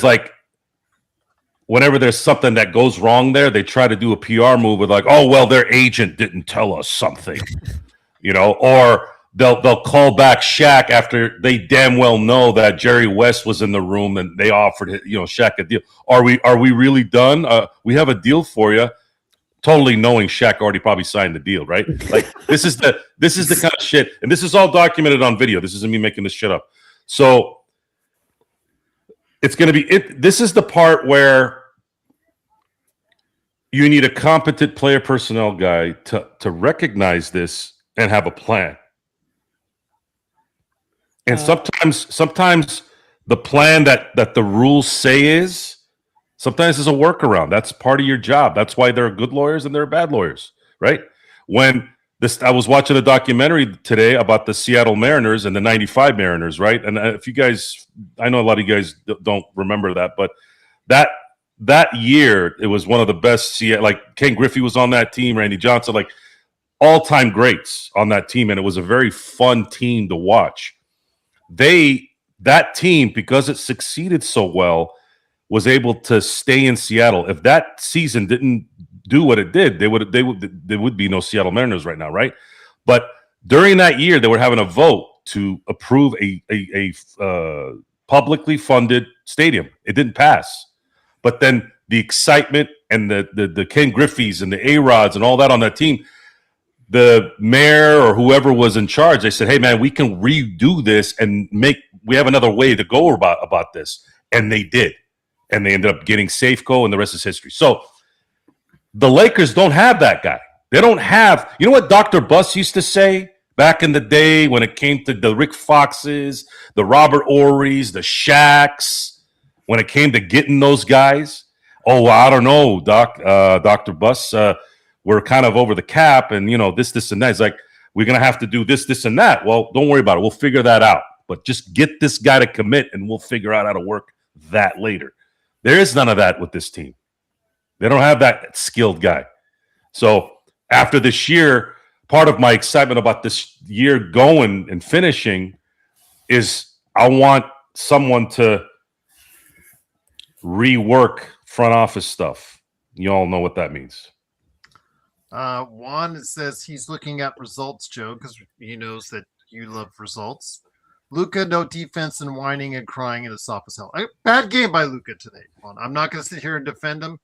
But again, if we didn't have Luka right now, what would we have? We'd have a street closed for a center and a role player in Christie. I know that would Juan, you're starting to sound like Edelson over there in Dallas.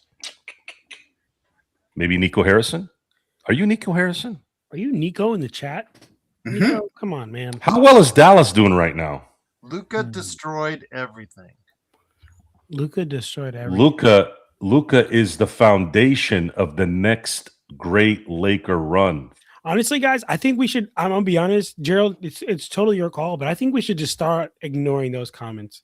Like that's like saying LeBron James is like the worst basketball player of all time, or that's like saying Jordan and Kobe and LeBron like aren't top 10 players or something like that. It's just it's just King a blasphemous puts comment. something out like that, though, John. You got to ask yourself, okay, what is the basis of that? Because you're not making There's no that basis statement. behind saying Luka destroyed everything when Luka Doncic is an MVP this season and is the best player probably ever had on our team since 6 Kobe years and LeBron. ago. They won a title in 2020. What did they destroy? They are a playoff team right now. They've been a playoff team before. Nothing has changed. The problem is now you have a player that you have to build around, and you have to put the proper players in place in order to do so. And the Lakers just do not have that.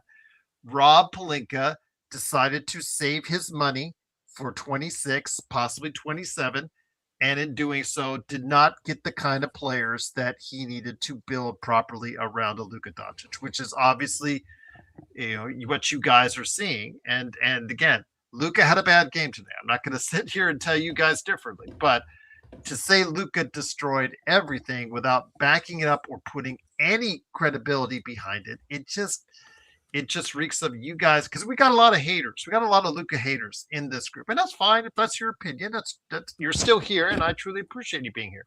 You've got to give us points on why, because it just looks so bad that Joe and I and John and Legend can tell you for 10, 20 minutes why Luka is a great asset to this team. And you guys just tell us in one sentence that no, Luka's just not going to. That's just. We're I'm not here. entertaining that dumb thought anymore. Yeah. But So- yeah, I said if you're upset about something and you want to get it out today, get it out. But you can't sit there and get upset at Luka for having what might be maybe his second bad game of the year. and still had 24 points. Right? It's just sometimes stuff don't go right. It's just what it is. You can't. And Luka is not fat. He's in very good shape. That shit is so Matter annoying. of fact, I think he's injured and he's been playing through it. So and people saying that it's so annoying. Like Luka Doncic, no, Luka's not fat, y'all. Like he's going through an NBA season. Like throughout an NBA season, he is not allowed the time to get in shape of how he was in the offseason. He had nothing to. I'm sure he had other things to do, but nothing to do besides get in shape. That was his NBA, y'all. Like I promise And you. yes, King Cobra, we do have a chance to end up still second or third, but the Lakers, again, they don't have enough talent on this team to face OKC in a series and win. Let's just be real. Let's just be honest with you guys. they get a rebounder, it could change things. They need more than that. They need more depth. They are just depleted, Joe, after player number 5 on this team. And it's just clear when the Lakers have to move their top reserves into the starting lineup, there's just nothing. The cupboard is bare. The cupboard is bare. And it's just that simple. But Guys, the toilet is calling for me. I'm about to go and drop all the right. off But the don't toilet. forget John's 3-minute report before you pick up that phone. But it is John at, of course, Lakers Corner. Yes, check me out, guys. Lakers Corner. El Rosto, I am not the Laker. Please. Are you going to go to the Lakers dumper Again, now? I'm about to El go to Rosto, Lakers dump right now. El I'm about to Rosto, do what don't- Luka did don't- this weekend. All right, don't guys. insult See me you like guys on that, Monday. please. El Rosto, don't insult me like that, please. Don't insult me. I did this because I love the Lakers more than you. I love the Lakers more than you ever will, El Rosto. I was born a block and a half away from the Forum. This He is said your something- mama ain't got no I was nipples. born with purple and gold in my blood. I started this channel. That's an insult. Insult right there, El Rosso. So don't ever say that to me because I created this channel, but I'm not going to lie to you guys. You guys want lies. You guys want happiness. You guys want flowers. You go to those other stations because they'll give you that, but they'll give you a bunch of BS and you guys will be all pissed off at the end of the season. Why didn't you tell me differently? We That's tell it facts. to you real. We tell it to you honestly. So don't call me a Laker hater. I am a realist. Straight up, Gerald. Or Facts, else, man. On and that that point- just insults me to the. I'm wearing a Lakers t-shirt. I have nothing but Lakers wardrobe in my closet. Damn. I've got Lakers. Those are all uniforms that I bought or I got gifted. Don't play with Gerald, man. Don't play with GB Gerald. hating on your. No, I call it the truth. It's not hating because it's the All right, truth. my asshole can't keep holding this anymore. Yeah, I yeah. really What's think the so. matter with you, man? Just go. Pick up that phone. Pick up Hey, that go phone. take care of your business, man. There you go.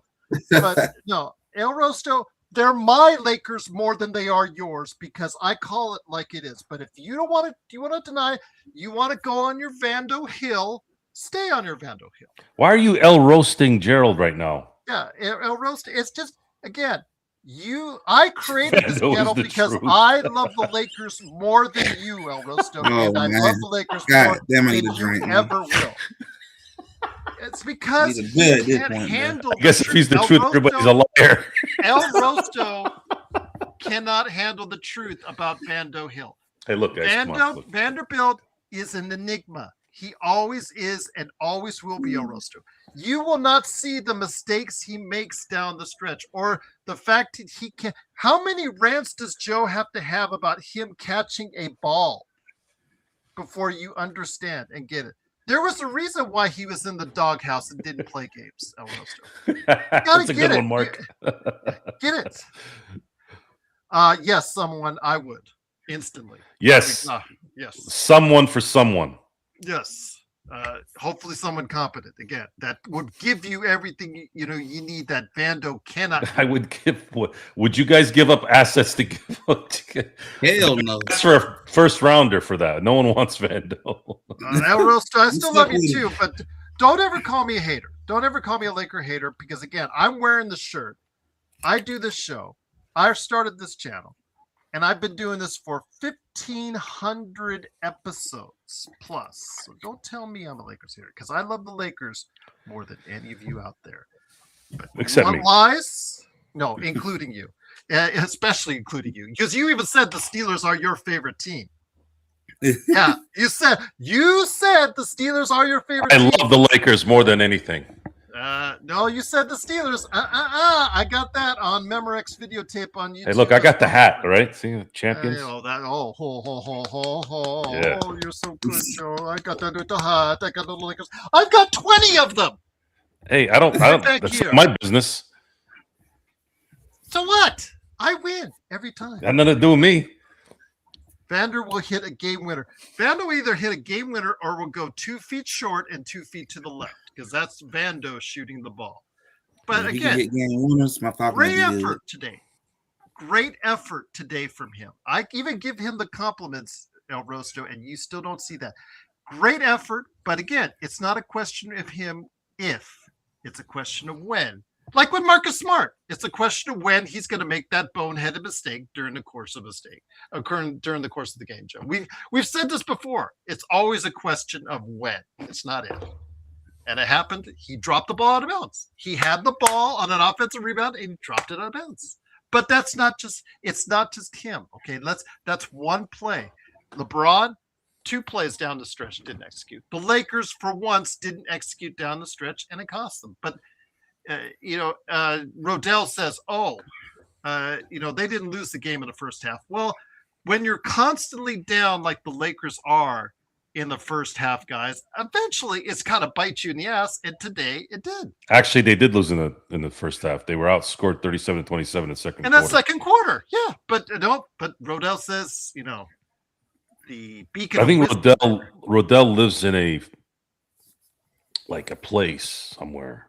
I don't know where, but where maybe he talks and everyone just says,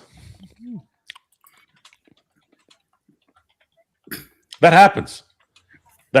Yeah, because people are not confrontational. They'll just nod and yeah. Mm-hmm. And maybe he's used to that environment. He's not used to somebody coming in saying, wait, what was that? What did you say? What? Wait, you said this and then you said this. Well, which one is it? You can't have both.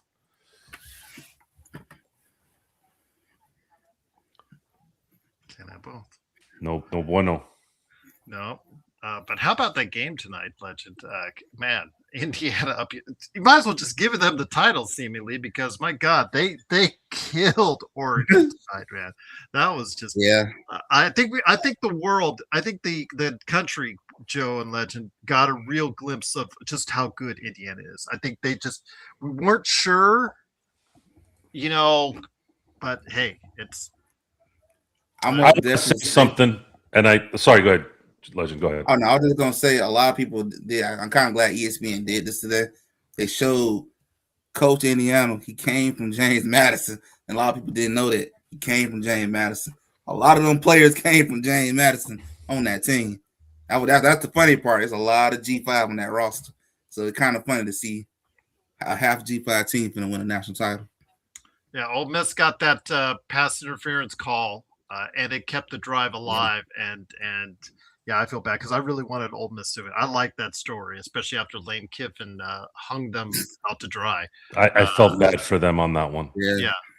I really did. I felt bad because it became a possession at the last second win, which happens in the NFL a lot. And a little bit of me was wishing that Ole Miss would win it all because I'm not the biggest Lane Kiffin fan. And props to the tree.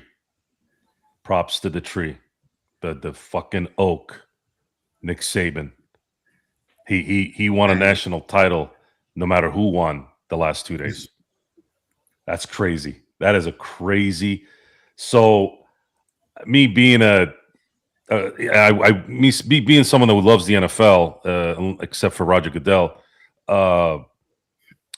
Coach Singetti.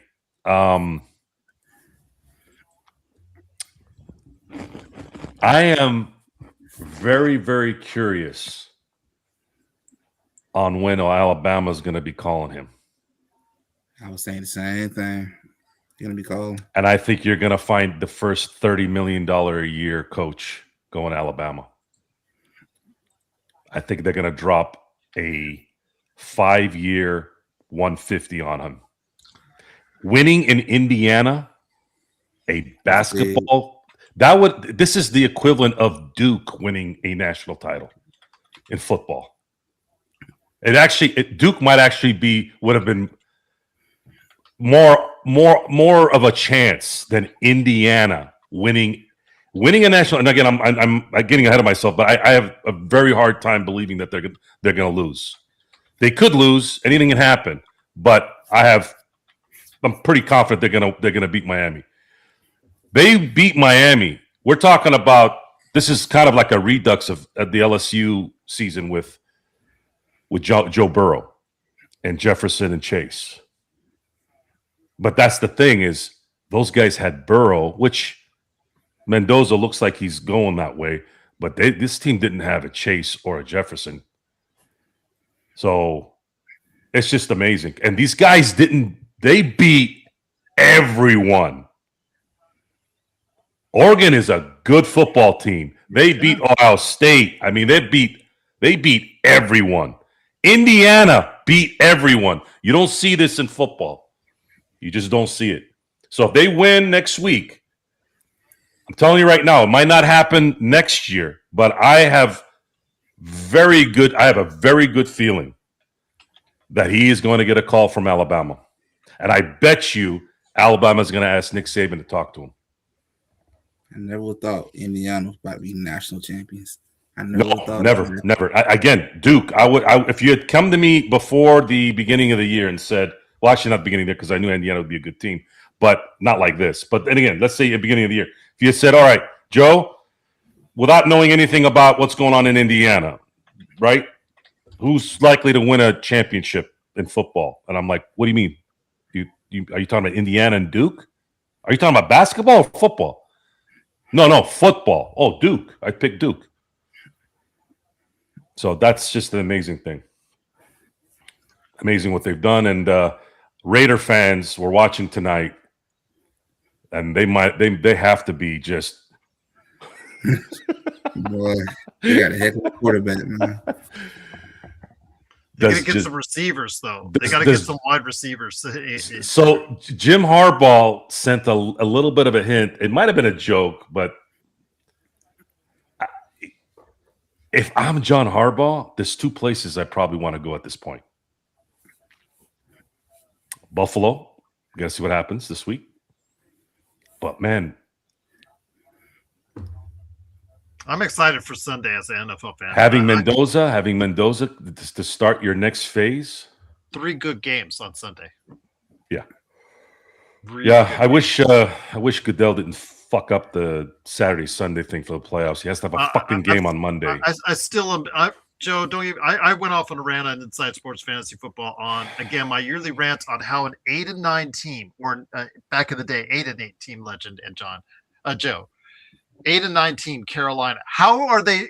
I don't care if they won the division. Okay, they get in the playoffs, fine. But why are they hosting against the Rams? Why are they hosting? That makes no sense. You didn't even break 500, and you're hosting a playoff game. And that's just crazy. It doesn't matter. Rams are going to. They should wipe their ass. Should. It's a 10.5 point spread, but I've seen crazier things happen. Well, then if that is, then they earned it. Same thing happened with Seattle and New Orleans 15 years ago. They were 7-9. Seattle was 7-9, and then Marshawn Lynch decided to run over the entire state. They're going to be loud and crazy in Carolina on Saturday. That's all I'll say. Well, I'll be surprised if Panthers pull that off. Yeah, you and I both. But We'll see what happens. But again, the Lakers, they lose 105-101. The next game is on Monday, guys, against the Sacramento Kings. So we'll see what happens. But yeah, the trade rumors are starting to heat up. Although one trade target, Legends, counting his blessings. What? I think I think you guys out there should be counting your blessings too, because if we've not gotten Luka, if we would have kept what we have, how pissed off would you guys be as far as the season? Joe just said it best in the chat. Joe, if we'd have had AD, we would not be 23-13 this season. And mind you, we don't have a star to set the stage. We'd have to wait, because if LeBron doesn't come back at the end of the year, and even if he did, you still have a 42-year-old star, and AD is crumbling. You have no idea how lucky the Lakers got getting Luka Doncic. You have no idea if you're talking that way. Zero. People are going to be flocking to come to. They're going to be flocking to come play with Luka if they have money to spend on a star. There's no way if Jokic, Giannis, and Donovan Mitchell opt out next year, and the Lakers have money, one of those guys is going to LA. It's going to happen. There's no way. You have any? By metrics, Luka right now, other than maybe LeBron, is the most popular basketball player on the planet. Once you put that golden armor in, man, it changed things. For that much more. He's number one right now in All-Star voting. Yeah, he's number one. But again, you can't tell me that LeBron isn't more famous than Luka. LeBron's been here for a while. But right now, but most popular, yes, he has the one spot in terms of popularity. But it's him and LeBron. Basically, you have Shaq and Kobe now again. Recognition, LeBron around the world. That's not in question. I would never say that. But that's the thing is these guys. You want. You talked about Shohei Ohtani. Shohei Ohtani, the Dodgers, they threw $700 million at this guy, and he came to them with a $680 million deferral request and said, I want to win. Don't worry, I get about $50 million a year in endorsements. I don't need any more money right now. Let's win World Series. And look what's going on. All that talent, all that discipline, all that humbleness. On top of all that, he came to the team that he signed with and said, I'm going to hook you guys up because I know you guys are going to hook me up with the best possible team. 2 years in, 2 championships, baby. And I'm part of that, 50-50, NLCS MVP, legendary team. Baseball teams do not repeat. It's a very, very rare occurrence. Only the Yankees have repeated like 100 times, and that's why they're the Yankees. And then you have a couple of teams here and there over the last 30-plus years before then that have done it. Well, I'm trying to see if any of the Lakerholics will show up. Jamie looks like, as far as he can. Maybe Michael. I'll probably have to step in as well tomorrow, 11 a.m. But Legend and Joe, before we head out, time to plug your guys' stuff as well. Legend, what you got cooking at I Got Next Sports Media, my friend? Well, tomorrow I already got it set on my channel, but tomorrow we're going to be talking about the results of with the game tonight, as well as the other yesterday night's game as well. But I'm going to just talk about how things played out for both Indiana and Miami getting to the championship game, and then I'm going to talk about who I think is going to win. Well, I'm not going to say I think Indiana's going to win the whole game. But I'm going to talk about what they're going to do. Yeah, I'm not going to say it. Let's talk about how I think they're going to win the game, and then to talk a little more about the Trae Young, and maybe so I can get some Hawk fans to come up and talk with me a little bit and just see how the city of Atlanta feels now after we had a couple of days to sit back and look at what the franchise did. It's going to be funny because, again, Indiana might have beaten the other best team of the four tonight. It's how bad that would win. Yeah, exactly. Because if you said to us, okay, of these 4 teams, I guess you got to go with Indiana, but I would have probably picked Oregon as. In fact, I think I did in your show. I think I did pick Oregon. So. Yeah, so there you go, right there. Joe, what you got cooking with an experiment about either, of course, the Dodgers, the Lakers, or your favorite team, the Pittsburgh Steelers. Well, we'll definitely have a show after the game on Monday. As far as the Lakers and Dodgers are concerned, I've been waiting to do a Dodgers show as soon as they sign the either Tucker or Bichette. I don't think Scooble's going to be in the plans because the likelihood of Scooble coming to LA would mean that the Dodgers are going to sign an extension to him that would make Scott Boras happy, which I just don't see the Dodgers dropping $400 million for another pitcher. That's just not likely. So I have full confidence that the Dodgers are probably going to end up with either Kyle Tucker or Bo Bichette. And when that happens, that show's going to be a good one. That'll be probably as soon as I find out. I'm coming to the studio and we're going to be talking about it. But definitely going to have a show after the game on Monday, regardless of the results. And in between then, we'll do our best to entertain you with some Laker talk and things like that. Let's hope the Mike Tomlin rant will come later. Well, the thing is, here's the thing with the Mike Tomlin rant.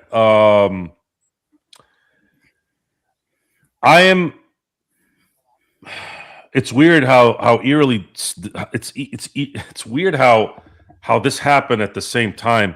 So you started seeing a lot of people defend Dave Roberts, a lot of his players, and when you listen to Aaron Rodgers wax poetic Mike Tomlin up and down, and I'm a huge Aaron Rodgers fan. I've always been a huge Aaron Rodgers fan.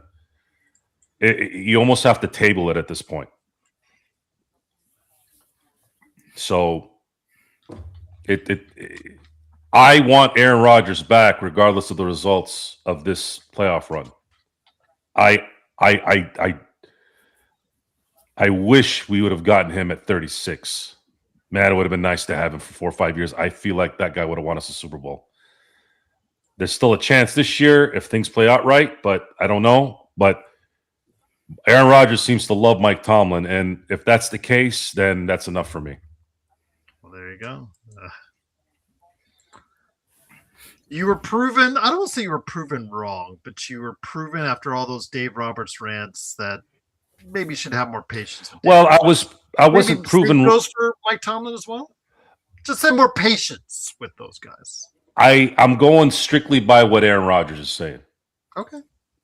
And unfortunately, in the history of support for coaches and things like that, that doesn't always, just because you're a great player doesn't always mean you know what the hell you're doing, i.e. Magic Johnson, i.e. Michael Jordan. We talked about this before. Just because those guys are great players doesn't mean they know how to coach or run a team. It's a different beast. Those guys a lot of times fall back on their playing mentality. You can't do that in the office. The office is a different beast. You have to deal with numbers. You have to deal with contracts. You have to deal with agents. That's a whole different beast. That's why Jerry West, when we talk about greatest Lakers of all time, Jerry West was similar to Larry Bird in that they never sucked at anything they did. That was how good they were. Larry Bird won an MVP. He won a Coach of the Year. He won an Executive of the Year. This man does not know how to fail in anything. Jerry West is the same thing. He doesn't know how to fail in anything. He's good at everything. Even though he didn't coach a long time, he still took a team to the Western Conference Finals, and lost to the eventual champion in 1977 at a time when the Lakers were pretty beat up that year in going into the Western Conference Finals. So again, I told you about giving John compliments about time and possession. Those little things that I told you about the players not running out of bounds, that's a Mike Tomlin thing. That's what bothers me. His inability to call timeouts the correct way. He doesn't do that well. When he challenges plays, he always loses 90% of the time. This is how many years? It's 19 years. I've never not watched a Mike Tomlin coached game. And you also have to give me some credit on this.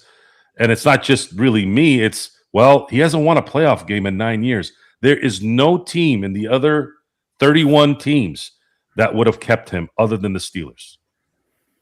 9 years not winning a playoff game when all you are is state-of-the-art football team. That's not going to fly. And he's only been to the playoffs 4 out of the 19 years he's coached. That's unacceptable. I'm sorry. To me, that's not greatness. So, anyways,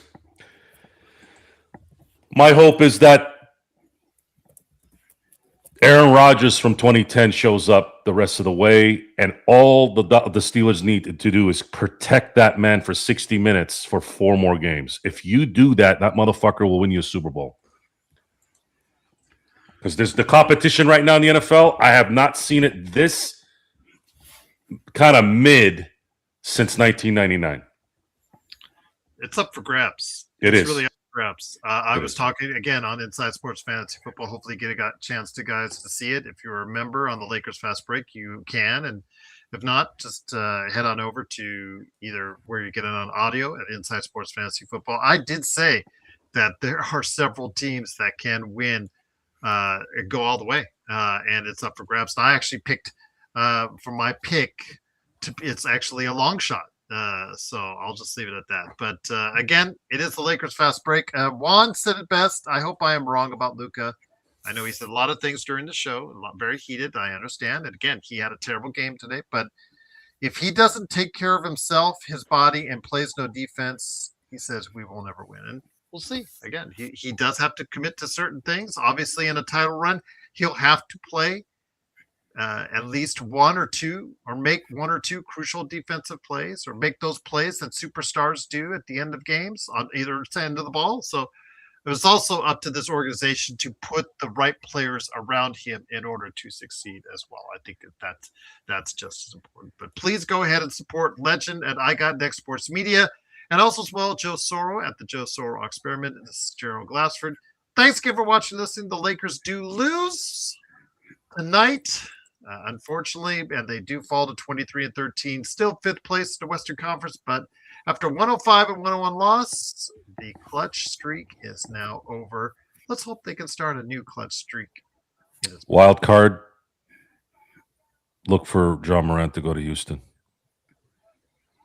That might be more interesting, or Minnesota. I'm thinking those two both need a but. Man, that 20% 3-point. I don't think Minnesota has anything to give, though. I think they gave up a lot of that. They would give up Nas in order to make the try. I wouldn't do that. Nas and DiVincenzo? No, I wouldn't do that. Okay. That 20% 3-point shooting, that just scares the hell out of me. I'm sorry. It's just open up the lane for him. Let him get to the basket. When you can't shoot from outside, make sure your best player can get to the basket. And but if they're going to get John Morant dunking on people, that's what you probably want him to do. But if you're playing 5 or 10 feet off of him, begging him to shoot, I think a lot of times the ego can help that player. Look, John Morant's very talented. I think he'd adjust, especially with the talent that he'd have around him in Houston, and the pressure wouldn't be all on him. Well, we'll see. Some guys are better as number 2s. I don't think John Morant is proving that. Well, I don't think the market's very high, and I don't think the return for him is going to be high either. And I think then Houston will. If Houston gets him, then everybody's in trouble at that point. There could be a problem there. We'll see what happens. But once again, it's Legend from I Got Next Sports Media. I Got Next Sports Media, and also the Experiments, Joe Soro as well. Thanks again for watching this thing. We'll be back tomorrow, I think. Well, I'm not 100% sure. I scheduled it, so it's up to the Lakerholics to fill it. So whether it's me with Jamie Sweet or the Lakerholics crew, somebody will be there, hopefully, at tomorrow, 11 a.m. And then, of course, we'll be back for the post game on Monday. The Lakers are in Sacramento. Will they find success against the Kings? Everybody else has. Legends team just did. So hopefully the Lakers will get back to their winning ways in Sacramento, and we'll find out right here on the Lakers Fast Break podcast.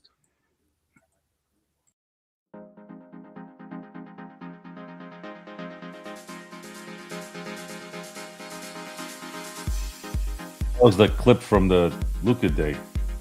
I just noticed that. I snuck that in there.